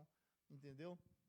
Então, quando a gente fala de evangelho do reino, cara, fala assim, quando a gente fala, aí hoje também, nós temos, está muito na moda, o evangelho dos coach, né? Os camaradas, eles são coach. E antes de ser pastor, eles são coach. Então, os camaradas, eles começam a falar assim, que você está no nível de Jesus já, entendeu? Esse aí é o que está bombando no momento aí, o cara falou que a gente é do nível de Jesus. Então, mas quando a gente fala assim para um camarada assim, amado, você não pode ser acusado. Sabe por que a gente fala isso? É porque Jesus te justificou. Quem sou eu para falar alguma coisa, cara? Se Jesus justificou você, eu vou desjustificar? Quem sou eu? Então, nós não pregamos um evangelho de acusação. Nós não acusamos ninguém. Nós acolhemos, que é isso que Jesus fazia. Entendeu? Então, o que é você se agregar ao corpo de Cristo? Porque as pessoas, por exemplo, falam assim, questão de casamento, fala assim, velho, eu posso ter a mulher que eu quiser, eu posso trair minha mulher se eu quiser, mas eu não quero. Eu escolhi não fazer isso, cara. Eu posso fazer o que eu quiser. Você pode beber na igreja? Posso. Você pode fumar? Posso. Mas eu não quero fazer isso. Ninguém vai me pedir, não, rapaz. Se o camarada chegar aqui, o pastor, eu quero fumar. Eu vou fazer o quê? Não vai, eu vou cortar você no couro, não posso fazer isso. Então, quando a gente entende o evangelho, quando a gente é convertido de verdade, isso tudo acompanha, cara. Entendeu? Você não vai fazer isso, não é porque ninguém está falando para você não fazer, não é porque você escolheu não fazer, você não quer fazer. É isso. A diferença é essa. Entendeu? Então, essa é a questão do evangelho do reino, que às vezes a gente prega, as pessoas não entendem. Então, agora, quando a gente olha 2 Coríntios capítulo 3, 16, a gente entende totalmente, quando a gente fala ali que a letra mata e o espírito vivifica. Então, eu acho que está no último ponto. Agora, a essa nova aliança que a gente tem como igreja a partir de Pentecostes, ela não mais ela é escrita em tábuas, ela é escrita onde? Não, ela não é mais, é isso aí. É isso aí. Ó, Jeremias capítulo 31, versículo 31 até o 34 diz assim, ó: eis que dias vêm, diz o Senhor. Olha, você vê, Jeremias estava falando isso, ó, e Jeremias estava onde? Estava longeão de Atos 2. Eis que dias vêm, diz o Senhor, em que farei uma aliança nova com a casa de Israel e com a casa de Judá. Só uma perguntinha, vocês lembram por que ele está falando da casa de Judá e a casa de Israel? Alguém sabe? Aí sim, ó, tá ligado aí. Está ligado, Samuel balançou a cabeça lá, tá ligado também. Todo mundo aí, ó. Aí, isso aí, ó, fica ligado. Fica ligado aí, gente. Então ele fala, ó, porque, lembrando aqui para quem não relembrou aí, porque houve um período onde Deus tratava as 12 tribos de Israel como Israel. Porém, a partir de Salomão, onde houve aquele racha no templo, no povo, né? E agora passou a ter Reino do Norte, Reino do Sul. Reino do Norte tinha 10 tribos, Reino do Sul tinha 2. Reino do Norte passou a se chamar Israel, Reino do Sul passou a se chamar Judá. E agora nós tínhamos 2 timelines ao mesmo tempo. Enquanto Reino de Judá acontecia, lá em cima, Reino de Israel também. Então, aí fala assim, ó, farei uma aliança com a casa de Israel e com a casa de Judá. Jeremias vivia nesse período do templo dividido, do povo dividido, não do templo. Não conforme a aliança que fiz com seus pais, no dia em que os tomei pela mão, para os tirar da terra do Egito. Ele está falando lá de Pentecostes, Jeremias. Porque eles invalidaram a minha aliança, apesar de eu os haver desposado, diz o Senhor. Mas esta é a aliança que farei com a casa de Israel depois daqueles dias, diz o Senhor.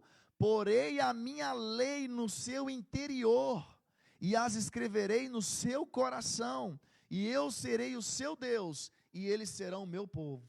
e não ensinará mais cada um o seu próximo, nem cada um a seu irmão, dizendo: conhecei ao Senhor, porque todos me conhecerão, desde o menor até o maior deles, diz o Senhor, porque lhe perdoarei a sua maldade e nunca mais me lembrarei dos seus pecados. Então, cara, aqui, olha aqui, o que Jeremias está falando? Quando a lei foi escrita em tábuas, o povo não foi leal àquilo, o povo não conseguiu cumprir aquilo. Aí ele vem falando assim, ó, agora eu vou fazer uma aliança que a minha lei, ela vai ser colocada no seu interior, e ninguém vai precisar falar assim, ó, você conhece? Não, porque agora está dentro de você. Por isso que hoje, cara, quando a gente peca, ninguém precisa falar que a gente pecou, não. A gente já sabe, porque a lei está aqui, ó, está aqui dentro, não está em tábua mais. Então, se eu estou errado, ninguém precisa falar, senhor pastor, não, eu já sei, irmão, perdão aí, me perdoa, porque eu sei que eu estou errado, porque, ó, agora está aqui dentro a lei, entendeu? Então, Jeremias, ele estava profetizando algo que ia acontecer, porque agora nós temos a lei no coração, amém? Através do Espírito Santo. Então, para a gente finalizar, todas as festas apontam para a pessoa de Jesus, tá, gente? Todas as festas. A Páscoa, isso aqui é muito forte também. A Páscoa, ela é o início da colheita da cevada. Deu um tilt ali? Entrou um torrent ali. Depois eu mudo lá. A Páscoa, ela é o início da colheita da cevada. E Pentecoste, o início da colheita do trigo. Agora presta atenção nesse finalzinho aqui, gente. Pentecoste é o início da colheita do trigo, ok?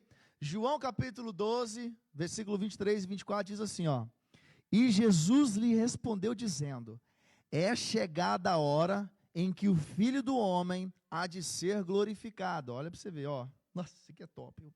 É chegada a hora em que o Filho do Homem há de ser glorificado.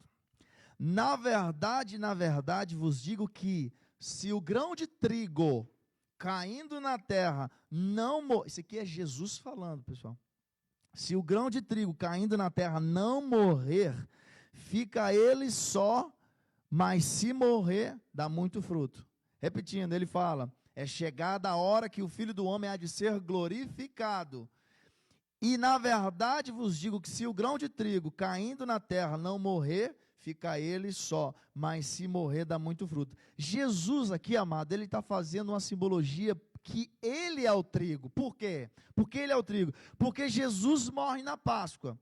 E em Pentecoste, em Pentecoste nasce muitos. Por que que nasce muito? Jesus, ele morreu na Páscoa e ele foi glorificado em Pentecoste, porque ele, quando foi, ele falou assim: eu vou, mas eu não vos deixarei órfão, eu vou enviar um Consolador. Então é aqui que Jesus, ele vai para o trono para ser glorificado. E aí agora é o seguinte: nós não temos mais o grão, porque o grão se foi, morreu, não tem mais. Então fala assim, ó: é chegada a hora que o filho do homem há de ser glorificado. Pentecoste, ele foi glorificado. Na verdade vos digo, se o grão caindo na terra não morrer, fica ele só, mas se morrer, dá muito fruto. Então Jesus, ele morre, e nós estamos colhendo os frutos disso até hoje. Ele foi glorificado, e esse grão que morreu gerou muito fruto. Nós somos o sinal que a colheita de Jesus, ela foi um sucesso. E essa colheita, ela é bem sucedida até hoje. Entendeu? Então, o diabo, cara, ele quer que a gente olhe para trás e que a gente se sinta como escravo. Entendeu? Ah, beleza, obrigado, viu, Catarina? Mas, quando a gente celebra Pentecoste, a gente está mostrando para o mundo o sucesso da colheita de Cristo. Porque a colheita, a festa de Pentecoste, o que eles tinham que fazer? Balançar os ramos. E os ramos de trigo era mostrar que a colheita tinha sido um sucesso. Era isso. Ó. Eles balançavam, quando o pessoal estava balançando, falava: rapaz, um povo desse no deserto, numa terra que não tinha nada, está colhendo trigo. Então, hoje nós somos esse fruto da colheita, um sucesso essa colheita de Cristo. Então, por isso que nós temos que testemunhar, porque nós temos que meio que fazer como eles, balançar aqui os trigos aqui para mostrar, nós somos fruto dessa colheita, entendeu? Nós. Então, amado, a festa ela conta para nós o final da história. Nós sabemos o final da história. Eu comentei com os pastores, né, da historinha do menino, que às vezes ele está lendo a historinha em quadrinho, e chega no meio da história, assim, de revistinha, né, aí ele vê assim que o super-herói está perdendo a guerra. O que ele faz? Ele já vai lá para a última página e olha, então ele ganhou, aí ele já fica de boa, e fala, não, eu já sei o final, então não importa que está tomando uns tapas aqui não, mas lá atrás, mas lá no final ele vence. Nós já sabemos essa história. Então aqui, a nossa historinha está ali, nós já podemos ir lá para o final, deixa eu ver o finalzinho dela, aí você volta para cá e... Então é isso aí que nos representa para nós a festa de Pentecoste, tá bom, irmãos? Só para a gente finalizar agora, tenho 3 slides aqui falando desses 2 camaradas. Por que eu preciso que a gente entenda esses 2 caras? Alguém tem alguma dúvida da festa de Pentecoste?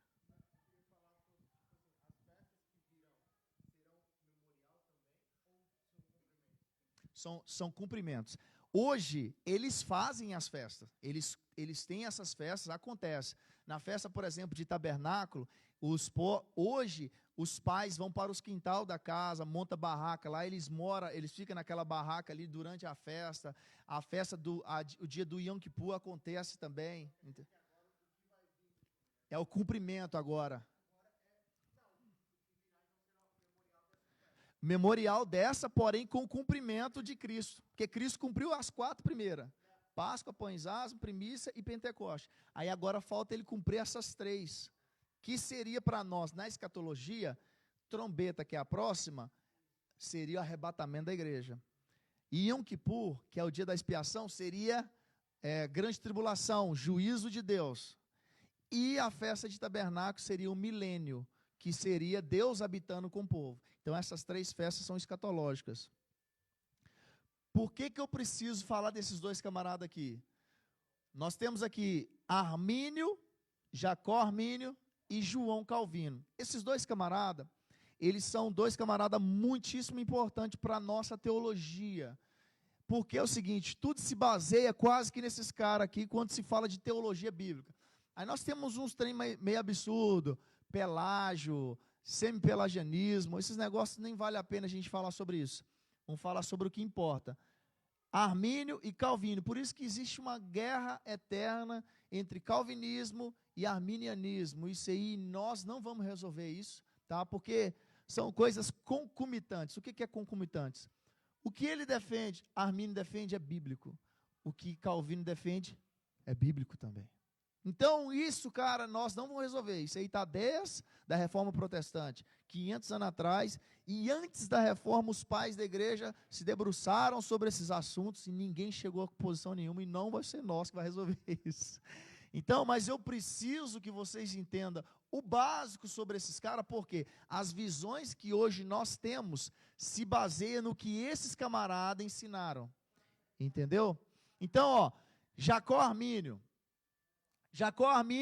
ele foi um teólogo. Fazer um merchan aqui, gente. Esse site aqui, Brother, Bíblia, Arte. O site dele é top demais, cara. Tem um monte de tudo lá. Ele faz tipo isso aqui, esses desenhos bacanas assim, e fala a história. Tipo assim, ele vai falar curiosidades bíblicas. Aí vai ter um desenho bem bacana. A arte sempre é muito boa. E a história da arte aqui, Se ele for falar assim das pragas do Egito, vai ter o desenho de uma praga e aqui explicando o que é. Esse aqui, Brother, Bíblia, Arte. Ele tem no Facebook e no Instagram. Cara, é muito top as figuras dele. O pessoal usa muito postar aí no Instagram, mas é muito bacana. Voltando aqui, Jacó Armínio. Ele foi um teólogo holandês da época da Reforma Protestante. Ele trabalhou em 1603 como professor de teologia da Universidade de Leiden e escreveu muitos livros e tratados sobre teologia. Sua visão tornou-se a base do arminianismo. Armínio começou a duvidar de aspectos do calvinismo desse camarada e a modificar algumas partes da sua própria visão.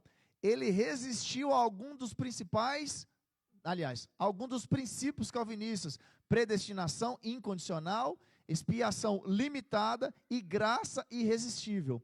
Aí tem um negócio que fala assim: John Wesley, aquele pregador John Wesley que nós conhecemos, abraçou a teologia de Armínio e se tornou seu maior defensor. Hoje nós temos a visão arminiana de Jacó Armínio e a visão arminiana wesleyana, que é de John Wesley. Então tem camarada que conhece Armínio por John Wesley e outros que conhecem pelo próprio Jacó Armínio. Uma curiosidade: Jacó Armínio foi aluno desse camarada aqui. Ele estudava com João Calvino, porém ele chegou um momento que ele não, alguns pontos que Calvino defendia, ele não acreditava. Ele falava assim: não, eu não acredito muito nisso. Foi justamente o que aconteceu na Reforma Protestante. Lutero, por não concordar com as coisas que aconteciam dentro da Igreja Católica, que a coisa pior da época era a venda de indulgência. O que era a venda de indulgência? O camarada morria e nós aqui, família dele, pagava para esse cara. Os papas daquela época falavam assim: ó, nós vamos vender. Ô tia, você quer que seu pai vá para o céu? Nós temos um terreno lá, nós já capinamos ele, tipo isso. Ele passou a patroa lá, já limpou ele todo, e nós estamos vendendo por $30 mil. Isso é pechincha, se você quiser, vai garantir seu pai lá. Gente, não é brincadeira, era isso que acontecia. A Igreja Católica vendia indulgência. O que ela vendia? Um lote no céu. Então as pessoas compravam acreditando que estavam comprando casa para os seus entes queridos lá. Nessa época, Martim Lutero, ele se revolta com essa venda de indulgência e ele começa a bater de frente com a igreja, e ele vai lá e ele lidera aquele movimento que a gente conhece como a Reforma Protestante, que tem um pouquinho mais de 500 anos, se eu não me engano, uns 503 anos, não me recordo muito bem. Então aqui nós temos João Calvino, professor e teólogo francês. Calvino teve um papel histórico fundamental no processo da Reforma Protestante. Por quê? Esse camarada é muito influente mesmo, João Calvino. Hoje, a grande maioria dos livros que a gente compra são livros de autores calvinistas. Por quê? Porque a igreja calvinista, uma igreja calvinista que a gente conhece, a igreja presbiteriana. Aqui nós não estamos falando de gente que está certo e errado, tá, gente? Nós estamos falando de duas visões de soteriologia, que é da responsabilidade humana com a responsabilidade de Deus. O que Deus faz para o homem ser salvo e qual que é a parte do homem. É isso que esses caras brigam. Esses dois brigavam com isso. Na verdade, na época deles, eles nem brigavam. Nós que pegamos isso e começamos a brigar por eles, entendeu? Eles nem sabem. Então, aí, ó, a Reforma Protestante se baseou muito nesse cara. Então, hoje as igrejas reformadas, eles têm como papel o seguinte: todo cara reformado na igreja presbiteriana, para você ser um pastor da igreja presbiteriana, no mínimo você tem que frequentar a teologia Mackenzie da igreja presbiteriana, se formar lá, estudar pra caramba e se tornar um doutor realmente. Aí você vai ser consagrado a pastor. Ou seja, isso fez com que a igreja presbiteriana, de uma forma geral, e todas as igrejas que abraçam o calvinismo, tenham seus pastores na íntegra, todos teólogos, maioria. Então, por ter muitos pastores teólogos, tem muita literatura espalhada, porque tem cara demais escrevendo aí, entendeu? Então, assim, a maioria da literatura que a gente encontra são calvinismo, literatura calvinista. Então, a Reforma Protestante pegou muito a visão de Calvino. João Calvino faleceu com quase 55 anos, em 27 de maio de 56. A seu pedido, esse camarada era fera, ele foi sepultado discretamente em um local desconhecido, pois não queria que nada, inclusive possíveis homenagens, posturas à sua pessoa, obscurecesse a glória de Deus. E ele falou assim, ó, não quero que ninguém saiba nem onde eu estou. Foi tipo o que aconteceu com Moisés, tá, gente? Moisés, aconteceu uma briga pelo corpo de Moisés, a Bíblia relata isso. E ali, os estudiosos, num grande consenso, acreditam que por quê? que ninguém sabe onde está o corpo de Moisés e houve essa briga. Porque imagina se o povo soubesse onde está o corpo de Moisés. E tire uma estátua lá em Jerusalém, lá, rapaz, mais sagrada que a Torá. E era o cara, eles iam idolatrar ele, entendeu? Ia virar o santo master da igreja. Então, por isso que ninguém sabe do corpo de Moisés. Então, agora eu vou falar no que esses camaradas se divergem. Depois já termino já. Vou falar aqui cada ponto de um e de outro.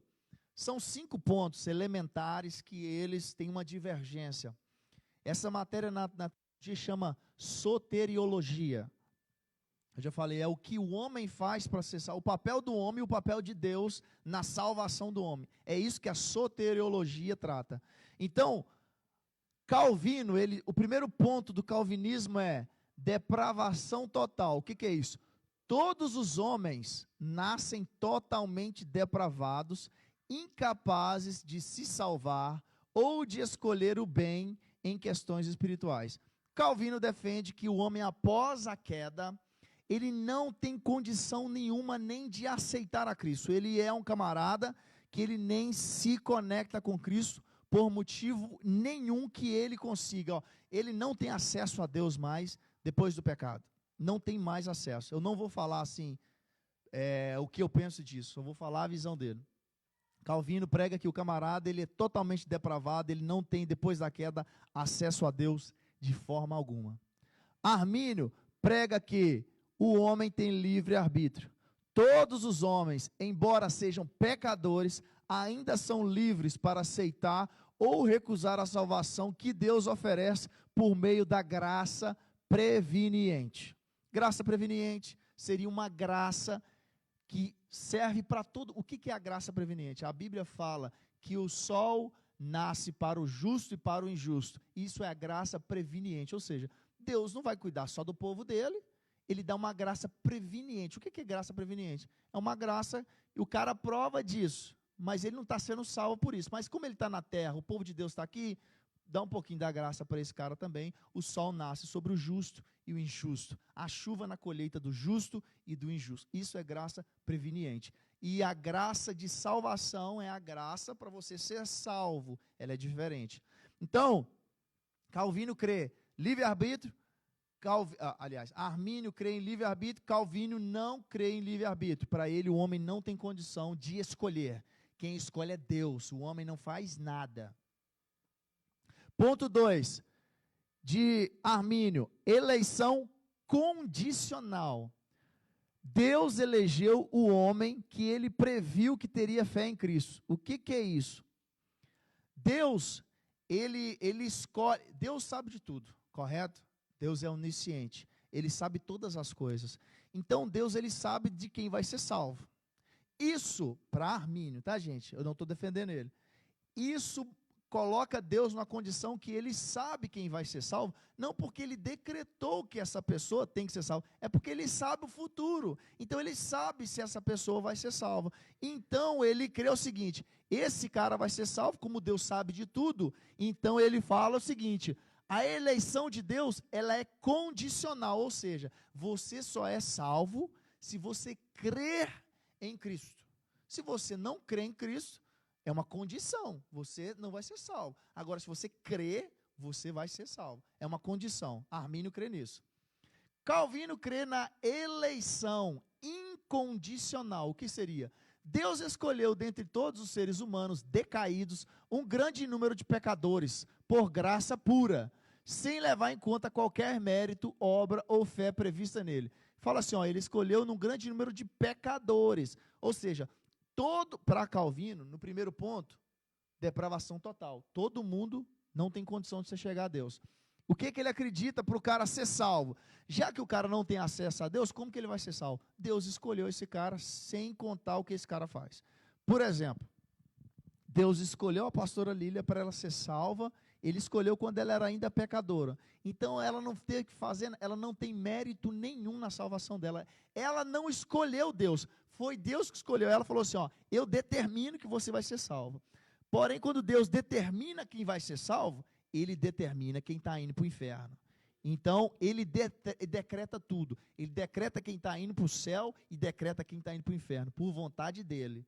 Ele não sabe porque a pessoa vai crer. Ele decreta isso. Então, eleição incondicional. Aí, João 3,16 fala assim: porque Deus enviou o teu Filho para que todo aquele que nele crê, eles creem que o todo aquele são todos os eleitos de Deus no mundo. Não é o mundo inteiro. Entendeu? Ponto 3 do arminianismo: expiação ilimitada. O que é ilimitado? Jesus Cristo morreu por todos os homens e não somente pelos eleitos. Ele morreu por todo mundo na cruz. Jesus morreu por todo mundo. Ou seja, ele morreu para que a pessoa pudesse ser salvo mediante a pessoa crer nele. Ou seja, há uma condição: eu preciso crer nesse Deus que morreu por mim. Eu crendo, vou ser salvo. Calvino fala assim, expiação limitada. Jesus Cristo morreu na cruz para pagar o preço de resgate somente dos eleitos. Ou seja, se o homem estava morto em pecado, Deus escolheu aquele cara, Jesus só morreu por aquele cara. Ele não morreu por todo mundo. Ele morreu só por quem ele escolheu. Isso é eleição, aliás, expiação limitada. Ele se limita a morrer por quem ele escolheu. Ponto 4, graça resistível. Arminianos creem em graça resistível. O que é isso? Os homens podem resistir à graça de Deus para não serem salvos. Ou seja, eu posso pregar para você, te mostrar um Deus que morreu por você, cara, salvou sua família inteira, te curou de câncer, e te falar o que ele tem para você, te dar uma profecia das brutas, assim, você fala assim: eu não quero. Você pode escolher: eu resisto à graça de Deus. A graça de Deus queria te alcançar, ele quer te salvar, mas você pode falar assim: não, eu não quero. Pronto. Calvino acredita: graça é irresistível, ou seja, a graça de Deus é irresistível para os eleitos. Isto é, o Espírito Santo acaba convencendo e infundindo a fé salvadora neles. Ou seja, se aquele cara é um eleito de Cristo, não importa onde que ele está, ele pode estar lá agora no centro de Macumba, vai ter uma hora que a graça de Deus vai alcançar ele lá, e ele vai se virar para Deus e falar assim: não, eu vou servir a Deus agora, porque ele é um eleito de Deus. Então ele não consegue resistir a isso, ele não tem escolha, porque ele não crê em livre-arbítrio. Então o cara não tem escolha. Se ele é escolhido de Deus, é escolhido de Deus, acabou. Ele não pode escolher largar esse Deus, ele é de Deus e acabou. E o último ponto: decair na graça. Homens salvos podem perder a salvação caso não perseverem na fé até o fim. Os arminianos creem que o cara pode ser salvo, mas ele tem que perseverar nisso. Ele tem que continuar servindo a Deus e nos caminhos do Senhor para que ele se torne salvo no final das contas. Isso crê Armínio. Calvino fala: perseverança dos santos. Todos os eleitos vão perseverar na fé até o fim e chegar ao céu. Nenhum deles perderá a salvação. Aqui é onde as pessoas interpretam mal o calvinismo. Porque quando o cara fala assim, com o calvinismo assim: o calvinismo é aquele que uma vez salvo, salva para sempre. Quando o cara fala isso, é porque ele não conhece o calvinismo. O calvinismo não fala isso: uma vez salvo, salva para sempre. Não quer dizer, ele acredita que se o cara ele é eleito, ele nunca vai se perder. Ele nunca vai falar assim: cara, vou voltar para o mundo. Ele acredita que se o cara é salvo, é eleito de Deus, esse cara nunca vai sair dessa condição. Não quer dizer que ele é salvo uma vez, salvo para sempre, porque aí nós, que às vezes não gostamos do calvinismo, falamos assim: então quer dizer que o cara pode ir para o mundo, fazer o que ele quiser, que ele vai ser salvo? Não, eles não creem nisso. Eles creem que esse cara nunca vai para o mundo. Entendeu? Eles creem que esse cara nunca vai sair da presença. E que se porventura um cara saiu, quer dizer que ele nunca foi salvo. Entendeu? Então é isso. Então, calvinismo é isso e arminianismo é isso. Por que agora que eu tive que mostrar isso? Porque a visão escatológica é totalmente diferente dos dois. E nós vamos falar de visão escatológica, eu vou falar só de um versículo, Daniel capítulo 9, eu anotei em algum lugar, mas eu esqueci, e tomara que seja isso. Daniel capítulo 9, versículo 27. Daniel 9, 27. Sumiu o Daniel aqui, ó, da minha Bíblia. 9:27. Achei. Fala assim, ó. Aqui no 9:26 fala assim, ó. Aqui é escatologia puro. Capítulo 9 de Daniel é escatológico. Fala das 70 semanas de Daniel. Aí, ó, capítulo 9, versículo 26, aí eu vou ler o 27 também. Fala assim, ó. Depois das 72 semanas, será morto o ungido, e já não estará. E o povo de um príncipe que há de vir destruirá a cidade e o santuário, e o seu fim será num dilúvio, até que o fim haverá guerra, desolações são determinadas. Eu ainda não cheguei no versículo que eu quero, mas aqui está falando o seguinte: vai chegar um período dentro da tribulação, da grande tribulação, que o povo de Israel ele vai estar lá, porque eles têm que construir o templo lá em Israel, para que se cumpra a profecia. Tem que ter o templo, porque eles vão começar a oferecer sacrifício dentro do templo de novo, e fala assim que na metade da semana o sacrifício vai cessar, vai acabar, vai chegar alguém que vai exigir a adoração do povo de Israel, que seria para nós o anticristo. Aí o Israel não vai adorar esse anticristo, aí vem a grande tribulação, que vai arregaçar tudo. Porém, esse capítulo 9, 27, fala assim, ó, ele fará firme aliança com muitos por uma semana, na metade da semana, fará cessar o sacrifício e a oferta de manjares. Aí fala assim, aí depois virá o assolador, a destruição, derrame, até que determinada se derrame sobre ele. Para nós não, para uma visão escatológica, fala assim, e ele fará uma aliança, e ele é quem? Clebão falou, anticristo. Para a igreja presbiteriana, é Jesus. Então, para nós, para uma visão, é o anticristo que vai cessar o sacrifício. Mas já para a igreja presbiteriana, é Jesus. Tanto que aí eles falam assim, não, é Jesus. Tanto que quando Jesus veio, eles não precisam sacrificar mais, porque Jesus está lá agora, não precisa sacrificar mais, eu estou aqui. Tipo isso. Mas para nós, não para nós, uma visão, ele fala assim, ó, não, isso aí é o anticristo que ele chegou agora aqui, por isso que o pau vai quebrar. Então, por isso que eu precisei falar desses dois camaradas, porque as visões que nós vamos falar, uma visão é dele, a outra visão é do outro camarada. São 3 visões, na verdade. Só que uma visão está tão em desuso, nós vamos falar dela também. Mas as 2 fortes é a dele e a dele. Então, elas são bem diferentes. Entendeu? No mais, pessoal, é isso. Desculpe pelo tempo. Sei que hoje foi demoradaço. As próximas não vai ser assim, tá? Porque nas próximas semanas, eu creio que mais 4 semanas, para a gente passar toda a escatologia, para ficar um negócio bem bacaninha, a gente entender tudo. Alguém tem alguma dúvida aí? Cri, cri. Fala aí, Caleb. Aquele templo lá, que tempo que é aquele, Caleb? Vamos lembrar aqui, ó, a gente falou dele na primeira aula. Aquele tempo, porque quando o povo sai do Egito, eles fazem um tabernáculo, que é móvel, né? Aonde que eles vão, eles desmontam o templo, montam em outro lugar e tal. Quando o povo passa todo aquele período do êxodo, aí depois eles chegam na terra de Canaã, aí depois entra a monarquia, que Saul vira rei, depois vem Davi. Davi resolve construir o templo para o Senhor. Só que Deus fala assim, não, Davi, sua mão tem muito sangue, você não vai construir, quem vai construir vai ser seu filho. Salomão constrói o templo.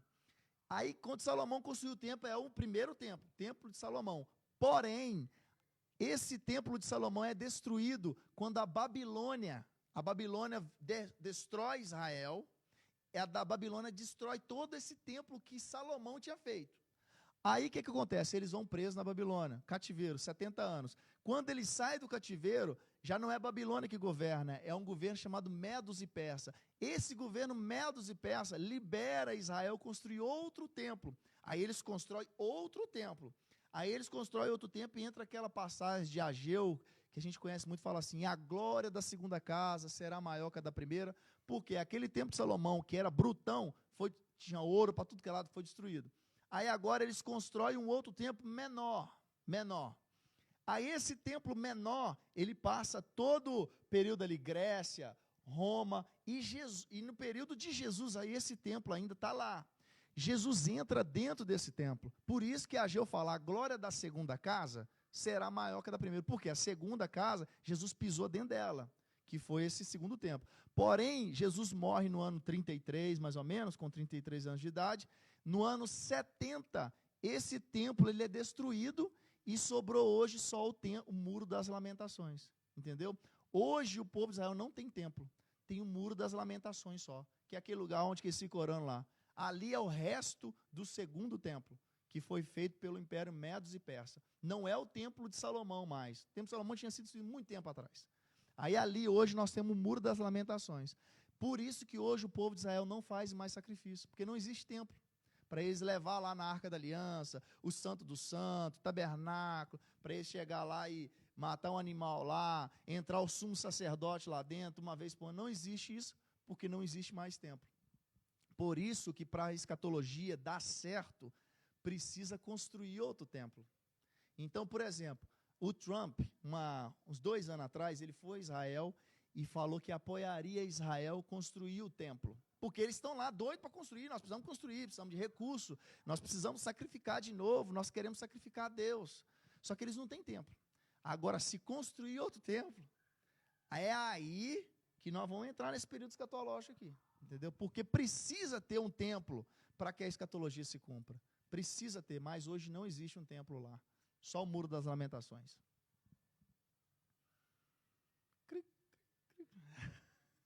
Mais alguma pergunta aí, gente? Gente, me desculpa mesmo, tá, pelo horário, mas vamos fazer uma oração. Então, convidar o pastor Wesley fazer essa oração para nós, pastor.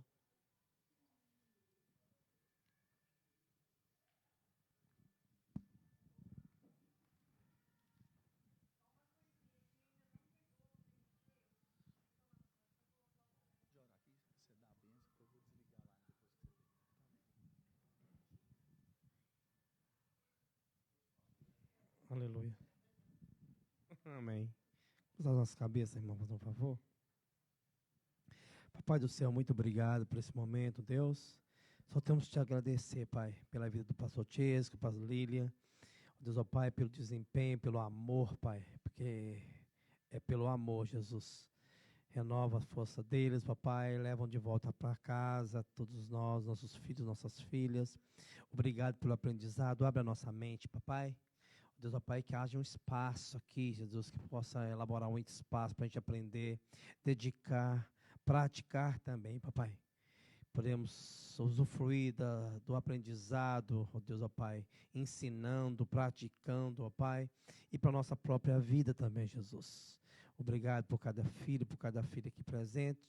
Abençoa o pastor Ledilson, a pastora Tamara também na casa deles, ó Pai, a Júlia, Senhor Deus, ó Pai, o Joshua, guarda aquela casa também, Jesus.